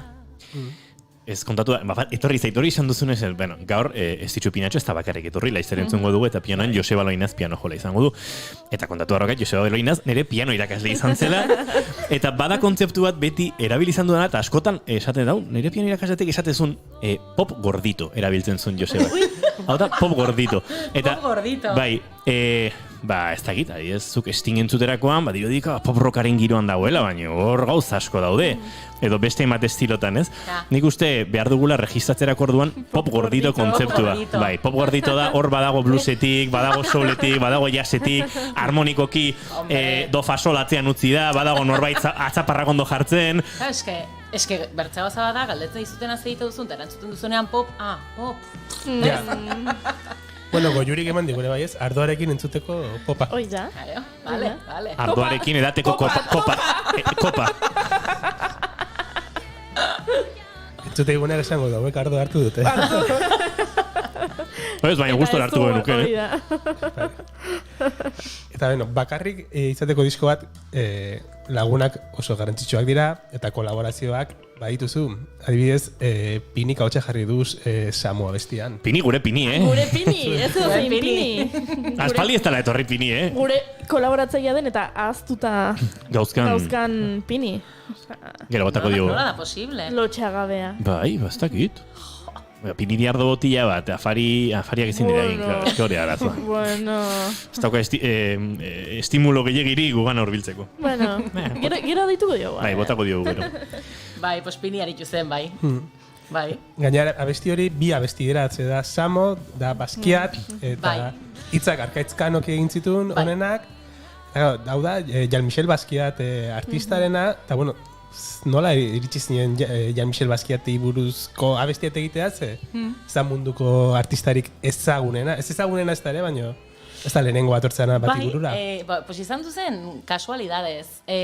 Nik uste tolako elkarrizketa batetik 27ko generazioan, zeintzuk ze artista sartu ziren hor, 27 urtekin hil ziren artista horien generazio hortan nortzuk zeuden, eta konversazio hartan, gaur egun konversazio gehienak bukatzen diren bezala, arek ere Googleen bukatuzun, eta hasi ginen begitzen ze artista zeuden 27ko generazio hartan, eta irakurren nun Jean-Michel Basquiat, eta urte desiente eta enun ezautzen zeintzen, eta hasi nintzen pixu bat begitzen, eta unitzetan gertatzen da, ez? Izautzen duzunean zeuzer berri, o hitz berri bat edo, ez dakitzen bat aldiz aditzen dela. Pixkot hori pasa zitzaidan. Izautu nula zeintzen, eta hasi nintzen nola poesia batzuk irakurtzen, eta Michel Basquiat, aiba, oitu, ze kasualidadea. Eta Arkaitzkanona, eta Arkaitzkanokin amistade badaukat, berekin lan egin izan du, lehen aipatu dudan sortuko dira besteaken koinziditu genuen, eta permisoa eskatu nion, bere, eski gustatu zitzaidan izugarri, Michel Basquiaten bizitzan inguruan hitz egiten dulako, eta bai egia da, luzia zela, kanta luzia zen, eta nik pixko bat Basquiaten estilo artistiko hori ikusitaz nolakoa zen, niri lehendabiziko gauza etorri zitzaidan burura izan zen, hemen hasieran rap gisako bat edo bihartzula, zozera urbanoa, Eta Pini aspalditikan, bueno, pues esne beltzan sartu zenian eta niretzako puntazo bat izan zen, eta gustautzen pila bat, eta berekin jarri nintzen harremanetan, eta etorri zen grabatzera, bai egia da, Arkaitzek idatzitako testua ez dagola rapeat, edo ez dula rapatzaile batek idatzi, ez? Ez ditu bere silabak, ez dauzka bere rimak, orduan Pinik egokitu intzun testua, eta erabaki genuen bi track edo bi abesti independiente izatea, sarrera hori, eta justu modu zorrotzean moztuta daude, alegia. Inork ez du nabaritzen batiti besterako pasoa, baina pista aldatu egiten da. Bale, esan juri. Nik aitortu behar dut diskoa lehenengo dizentzun unean, entzuten ari nintzera, eta zanon, ui, ze luzea abesti, ui, ez? Bigarren abestia da, eta ui, desberdina dia, baina berdina. Eta atzea eta horrera. Karo, imaginatu ardokopa batekin. Obikin. Larrua jozuena, kalean inaiz xamo, baskia da nire izena. Bizitzaren baladan kaletan mila pintada nire izanaren isladan ina Jean-Michel Basquiat. Ausardiaren gaitzak ekarri zuen ekaitza, hona hemen nire emaitza, bakoitzak berea dauka. Ni naiz. Bueno, gara hemen luzatzen, Iñaki ez dakit, galderaren bat gehiago egin barko dugu, baina nik pianoan entzun nahi dut. Galdera bat eta pianora? Venga. Bueno, kolaborazioak hizketan hasita, beste bat petxi da. Ze de montre edan jan edo iten dezuten hor beran alako artista puxka inbeste egoteko. Egilarran ez dakit, ez? Haunitzetan egiten diguten galdera da baita ere, ze pasatzen den beran, hain herri txikia izakita, hainbertzen musikari egoteko, ez? Eta nik uste dut gainera batez ere orain aktibo gauden musikari dexente dago. Belaunaldi batzuk, ez bat, baina belaunaldi batzuk nahiko adinez, rangotxo batean zaudetenak, ez? Bai. Eta hoie denak martxan, ez? Bai, eta gainera martxan honean. Ongi. Bai. Lanez, nahiko ongi. Bueno, petxi lengusua dut. Eta orduan, berekin kantatzea gozada bada. Gure ahotsa gainera bai beria eta bai neria nahiko indartsuak dire, eta orduan agitzongien pastatzen dugu. Kolaboratu izan dut nik bere disketan, eta guain hau neria lehenengoa izakita, eranean, guain zuri tokatzen zaizu. Favoreak bueltan eskatzeare gauza ederra da, Claro. Eta beran, pues egilarran ez dakit zein izango den, baina nik uste dut azkenan beran orokorrean badagola mugimendu kulturala handia, musikala baitare, eta azkenian hori edan dugu, ez? Eta horrek elikatu gaitu, eta nik uste dut sortze prozesurako eta ikustea zure inguruan egiten dela, sortzen direla gauzak, horrek eren norbera motibatu egiten du, kutsatu, ez? Hortaz, eta bai, egia da, pixkot, nik uste dut kezka ere badela, generazio berrien aldetik, ez zote dagon, ez dakit? Presioa edo. Presio bitxat edo. Ez, hainbert, ez dagola. Ez dagola. Lekuko hartu duen jende gehiagirik ez dagoela. Ez dakit, bai, nera naia eta ibiltzen da, dexente baitare, baina nik usten justu hor 20 urte bueltakoak edo, bastakit igual bertze gauza batzutara, edo, ikusiko da. Bueno, ikusiko da eta entzungo da, ez? Bai. Esan dugu, Haize gorri batek entzungo dugu, lehenengo kantua, diskoari izena ematen diona, eta, piano eta hotxean jotzeko moldatu duzuena, moldatuta baduzuena. Alegia, Estitxu Pinatxo joan daiteke jotzera, programatzaile kultural zaren horrek, banda oso batekin, eta nahi bezain beste artilugio eta kolaborazioekin, baina baita formatu oso txikian, piano eta hotxean, hori ere egiteko prestadete, egiten duzu, Bai, ikusi dugu guaintxe bertan gainera bizi dugun egoerakin formatu hori erresagoa dela programatzeko, ez? Eta gure repertorioak ematen du, estiloak ematen du, egokitzeko piano eta hotxan, eta gainera olako fenomenoekin, erraix iten da.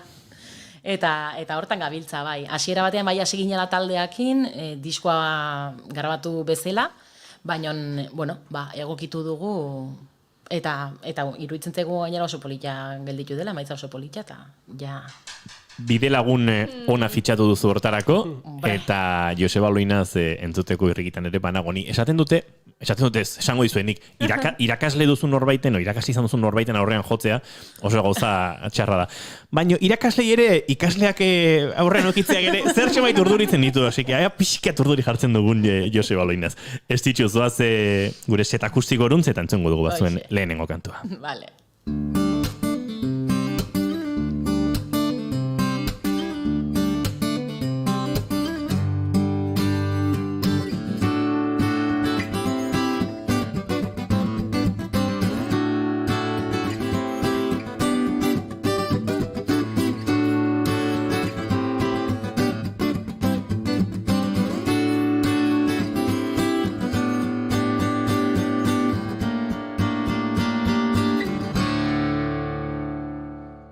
Bigarren kafearen laborategian prest ditugu, gure elkarrizketa akustikoetan, Estitxu Pinatxo eta Joseba Loinaz, hortxe entzungo dugu, aipaturiko lehen kantu hori, diskari zen ematen dion haize gorri batek, nahi duzunean.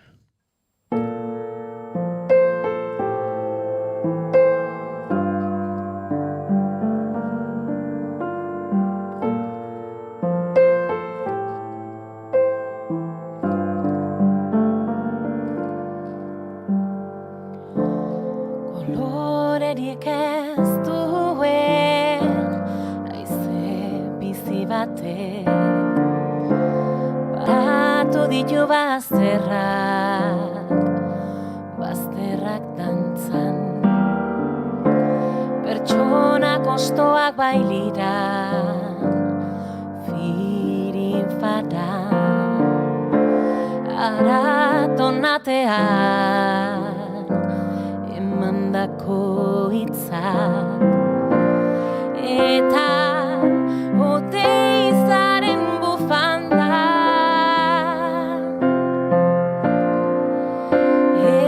egindako promesak bebeko ororen landa kolorerik ez duen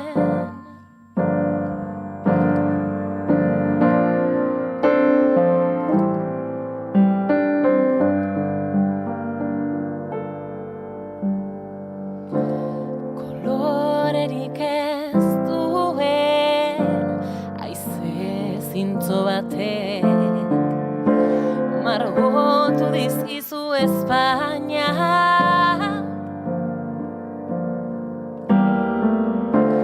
muxuen joan etorrian firin fadan aladastatzen aritu zara sasoiko gezurra eta gerezi-gezia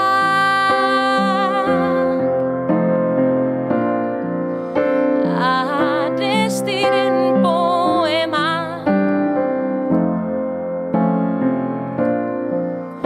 Angela Davis-en egia kolorerik ez duen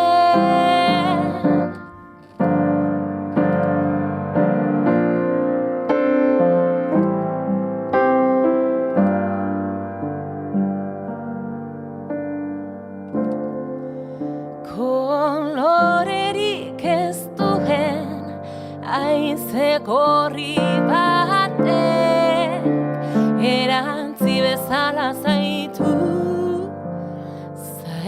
jantzi larru merken merkatuan firin fadan negu minean ez usteko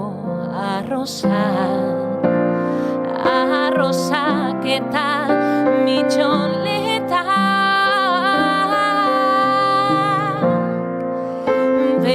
besarkada beroak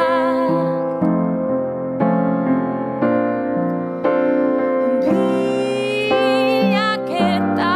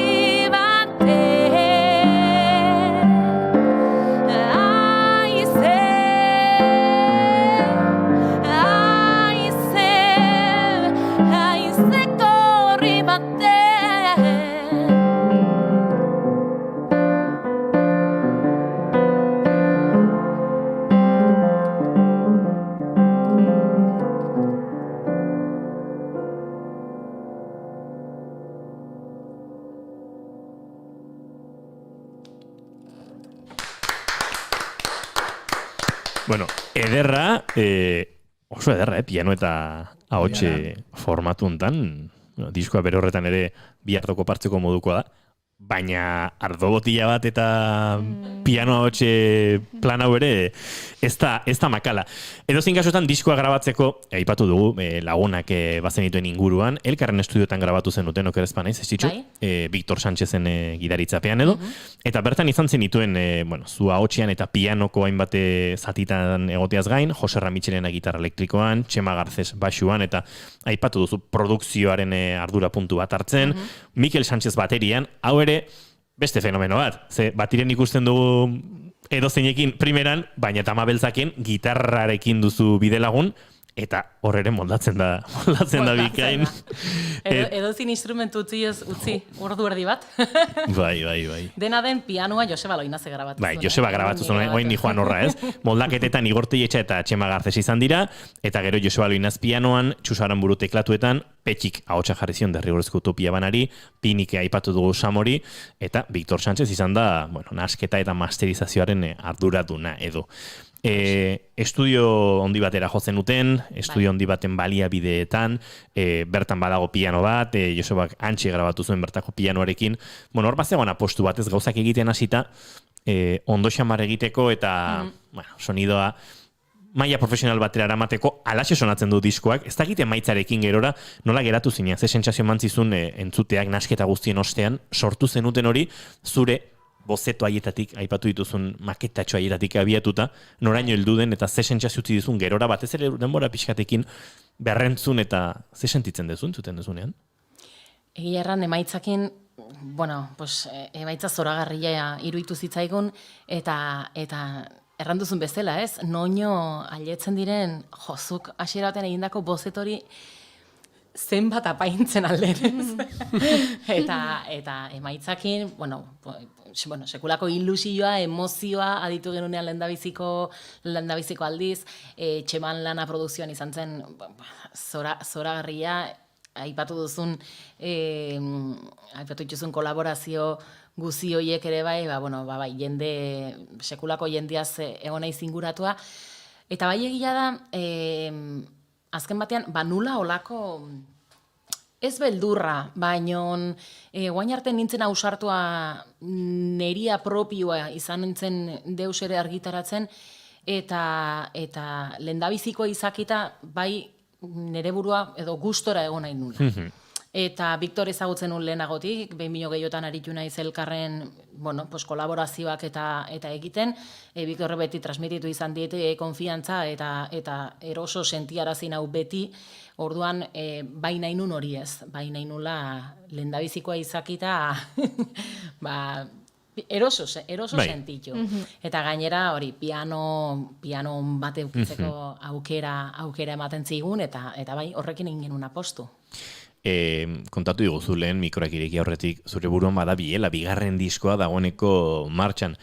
Hor gertatzen da, pentsatzen du sortzaile izakeratik zerbait, ez da? Aurreneko diskoan nahikoa ustiatu ez, nahikoa etekin atera ez, baina aldi berean sortzen aritu eta kantu berri horiek ere erakusteko, aireztatzeko ez, zure barrenetik eta beste esparru batera eramateko beharra, eta beraz, ez da egin nahi gabere baduzu hortxe buruan. Eta ize kontatzea daukagun bigarren diskortaz. Bai, zer, guaindikan berde dago, eta lehendabiziko pausoa bertzerik ez ditugu eman, binon, ez dut problemarik, bai, egia da konfinamenduan sartu ginenean, eta horre baitare elkarrizketa batzuk edo ukinitun, eta nik uste dut horre mundu guziari galdetzen ditzaiola berdina, ez? Zertan eragin dizu zuri konfinamenduak, eta aprobetxatzen ari zera sortzeko, eta egia erran, nik enun batre gogorik. Enun gogorik, enun indarrik, baitare egile da irakaslean naizela, eta konfinamendu garaian, gu ibili ginela erotuak itxetik lanean, eta denbora guitekin. Baina, nun deskantsatzeko biharra, eta pixkoat puntota aparteat egiteko biharra, lehendabiziko diskoa kaleratua.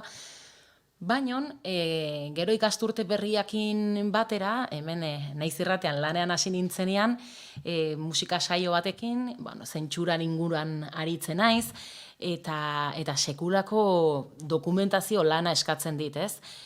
azkenean, astero gai ezberdin bat jorratzen dut, eta aritzen naiz zentsuran inguruan, ze abesti izan ziren zentsuratuak eta zergatik, eta hori prestatzen ari naizen heinean geroz eta gehiago gustatzen ari zait. Dokumentazio lan hori, eta ikasten ari naiz izugarri pila, ezagutzen ari naiz abesti pila bat, eta sentsazioa daukat, sekulako lana den ondotik etortzen naizela irratira, eta ordutxo batean botatzen dut neria, eta ez, haiziak eramango balu bezala, gero gaur egun podcastetan dago, eta hori dena, baina horri ere etekin gehiago atetzea gustatuko litzaidakela, ez? Orduan, bigarren diska horrekin, horrekin lotu nahi dut, eta Arkaitz Kanokin ere lan eginen dugu, bera ari da, honezkero, eta gure bai ari gara, pixkat lehendabiziko kantu horiek prestatzen, eta hori da, aurreratzen aldu dana, zentsurakin zerikusia izanen dula, eta Arkaitz Kanokin kolaborazioan arituko garela. Ondo da, askoz gehiago jakin beharrek ez dugu, oraindik gozatzeko badugulako lehenengo hau, eta gozatuko genuke gustora zuzenean. Bitartean, zuzenean gozatzeko aukera badugu, guk behintzat, eta zuek, entzuleok, ere baduzue, uinen bitartez, binarioaren bitartez, gaur egun dagoeneko, errexago entzuten dira gauzak interneten bitartez, baina beti ere ondo entzuteko moduan. Beraz, ondo baderitzozu bigarren kantu entzungo dugu. Alargun zoroarena joko dugu. Lehen ikusi dugu bideoklipa hori elkarrizketan ari ginen bitartean, baina entzungo dugu formato bereziago honetan. Beraz, zoaz berriz ere gure set akustiko oruntzen lanean jartzen dituzte batetik bestera, eta gozatuko dugu bazuekin Alargun zoroarena.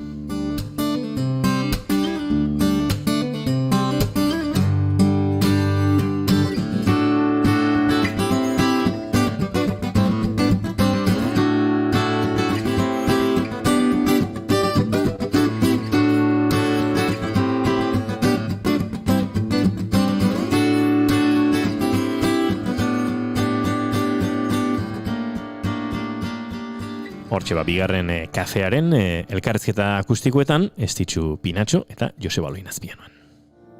Etxe beltz baserriko alargun zoroa, egunez ezageriko gaua zirtetzen sorora, ta iluna zulatuaz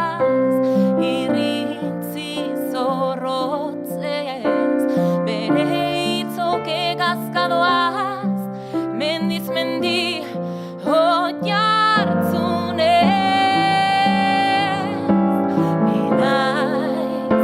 Ni naiz, alargun zoroa, senar ta hiru seme batean galdua. Ni naiz,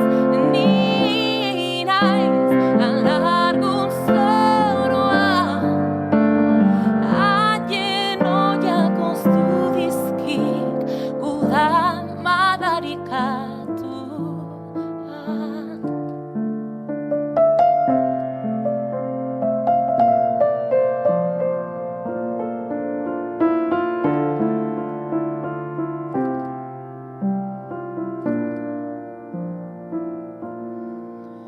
Ni naiz,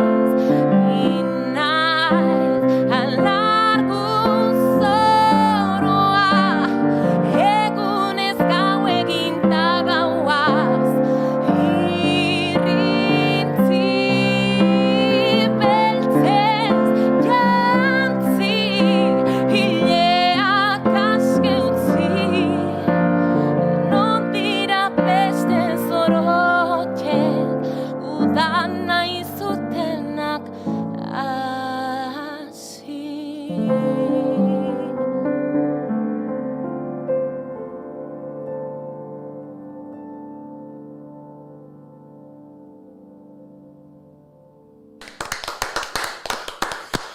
Bueno. Ze politia da. Erabaki dugu beti txalok, Buah, txabal. benetazkok, ez? Bai, etzaizkizu gustatzen definitivamente, Zure- Estitxu. Zuk izango zenuke. Esten baien dela. Asko. Baina batzutan, Benatzen, teloian atzen daude. zalantza izaten deu, hau, gure, abixat, pobre gehatzen dala. Hau.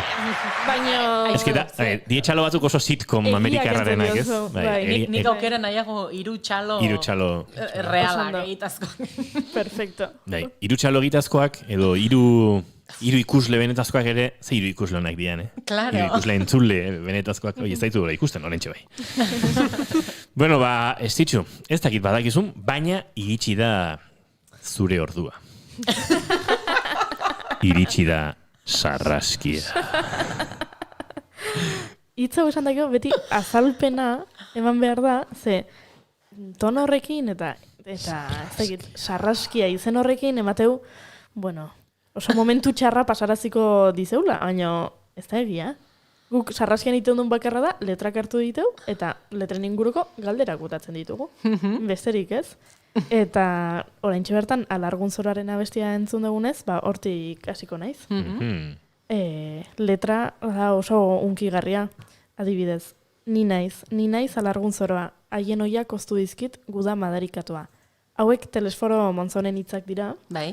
Nola izan da prozesu hau bazenekin gudari buruzko abesti bati nahi zenula, edo letrak irakurri zenitun eta esan zen honua hau abesti bihurtu nahi dut, nolako izan da prozesu hori? Hoxe, nik irakurri nun Telesforo Monzonen olerki hau, eta zugeran duzuna, eske unkituak gelditu nintzen. Nola dago idatzia, segiduan irudikatu nun, ez? Emakume hau nere buruan, eta irakurtzen ari nintzela nik uste dut nere buruan ja doinu bat sortzen hasi zela.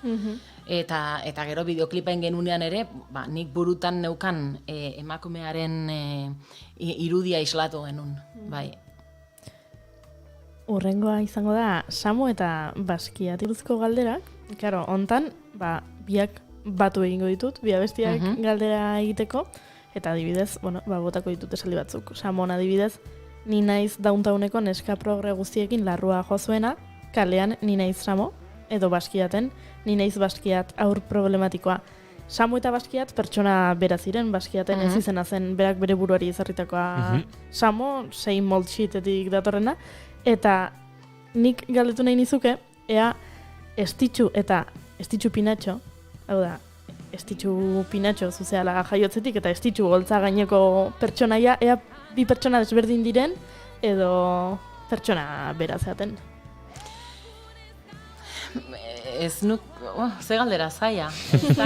Sarraskia. Nik uste dut, beti naizela nahiko transparentea, eta holtzan ikusten dena hoixe naizela, Bai egia da, holtzan askotan aipatu izan didat, ze segurua ematen dudan, eta ze indartsua eta eta nik erranen nuke, Estitxu Pinatxok, baitare alderdi hori badaukadala, baino baitare guztiz kontrakoa, inseguridade handia, bertzez zenbait momentutan, baina, bai erranen nuke nahiko, ausarta naizela, eta segurua naizela, eta holtzan ikusten den bestela, iruditzen zait, ez dakit. Horrengo galdera izango da, Haize Gorri batek abestiarena, adibidez. Sasoiko gezurrak eta Gerezi geziak, Arestiren poemak, Angela Davisen egiak. Hor, Oteizaren bufanda ere aipatzen duzu. Asko inspiratzen zara beste disiplinetan? Bilatzen dituzu referenteak, zakit, hainbeste izen aipatzen dituzu abesti hontan, Bai, abesti hau, Haize Gorri batek, da diska guzian laburpen bat edo, erranen genuke. Lehen aipatu dut Edu Zelaietak idatzi zula kantu hau, diskari izenburu emateko, eta nik eskatuta, baitare diskako abesti guziak laburtuko zituen abestia sortzeko helburukin. Eta gorrillaz ari garenez, zerrenda bat egin genuen, guk gorrillak ze gauza ikusten ditugu, ze kontzeptu, ze tortzen zaigun burutara kolore gorrilla ikusita, eta uste baino gehiago, eta egia da, bakoitzak jo genula baitare, eta ariketa hau egin nun, diska prestatzen hasi baino lehen, leirekanokin, arkaitzen arrebakin, zeo zer elkarrekin egiteko asmoa genuen, gero, bakoitzan agenda tope ez egon, eta ezin izan genuen egin, baino hortik etorri zen, leirek eta bilok egin nahi genuen zeo zer elkarrekin, bi disiplinak uztartuta, testua eta olerkia eta olerkigintza eta musikagintza, eta pentsa, aritu ginen gaiak pentsatzen, ez? Zeren inguruan sortuko genuen emanaldi bat, eta ni beti joaten nintzen, olako sekulako gai ez dakit zehatzetara, ez? Edo bidaia bat, eta halako batean leirek errantzidan, ez dituta kolore bat hartzen badugu, nire zitzen burutik pasatu are, hain gauza simplea, baina aldi berian ze zabala izaten altzen, ez? Eta errantzidan, benga, gorrilla, eta hasi ginen zerrenda hori egiten. Orduan nik gero diska grabatu nunean eta konturatu nintzen nostra ze gorrilla galditu zaiten. Leirekin hitz egin nun eta eskatu nion guk egindako zerrenda hori erabiltzeko baimena, eduk ere bere zerrenda egintzen, eta gauza gorri hoietatik sortu da testu hau. Horregatik ateitzen da, Oteizaren bufanda, ateitzen dire gereziak, ateitzen dire debekuak, egiak, Angela Davisen egiak, besarkada beroak, behiek denak gorriak, guretzat. Ze polita,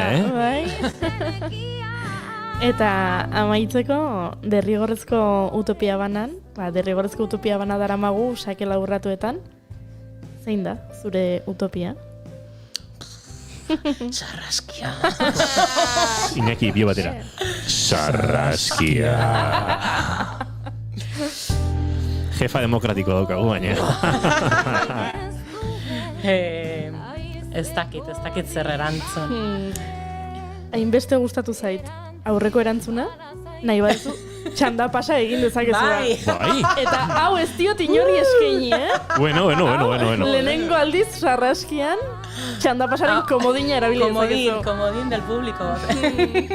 Ai, komodin del público.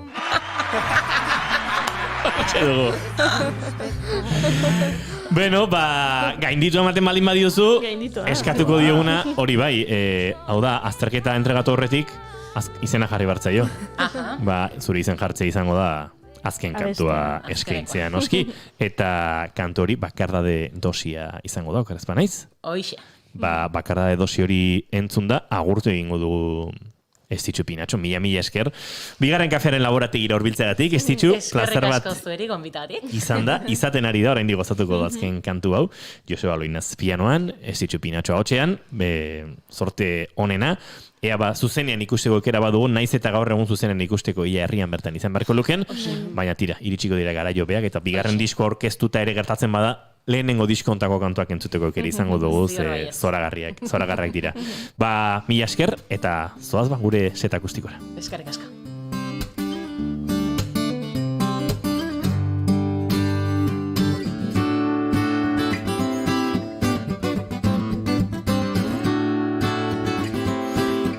Eta tarteka ere eskertu behar diogu Ander Zubillaga gitarristari guretzat sortu zuen hau, hain zuzen ere gure gonbidatuek set akustikora joan prestatu bitartean egiten duten tarte hori musikaz jazteko sortutakoa.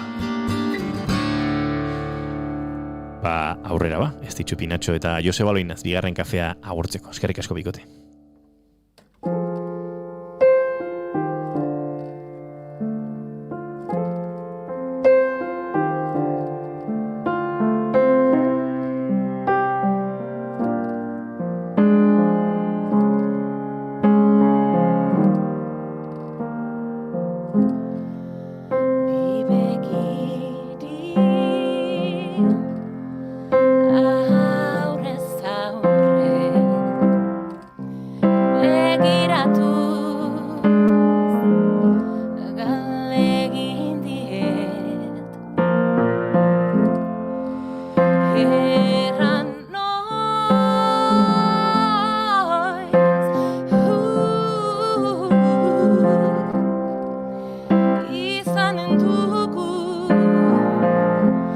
Gure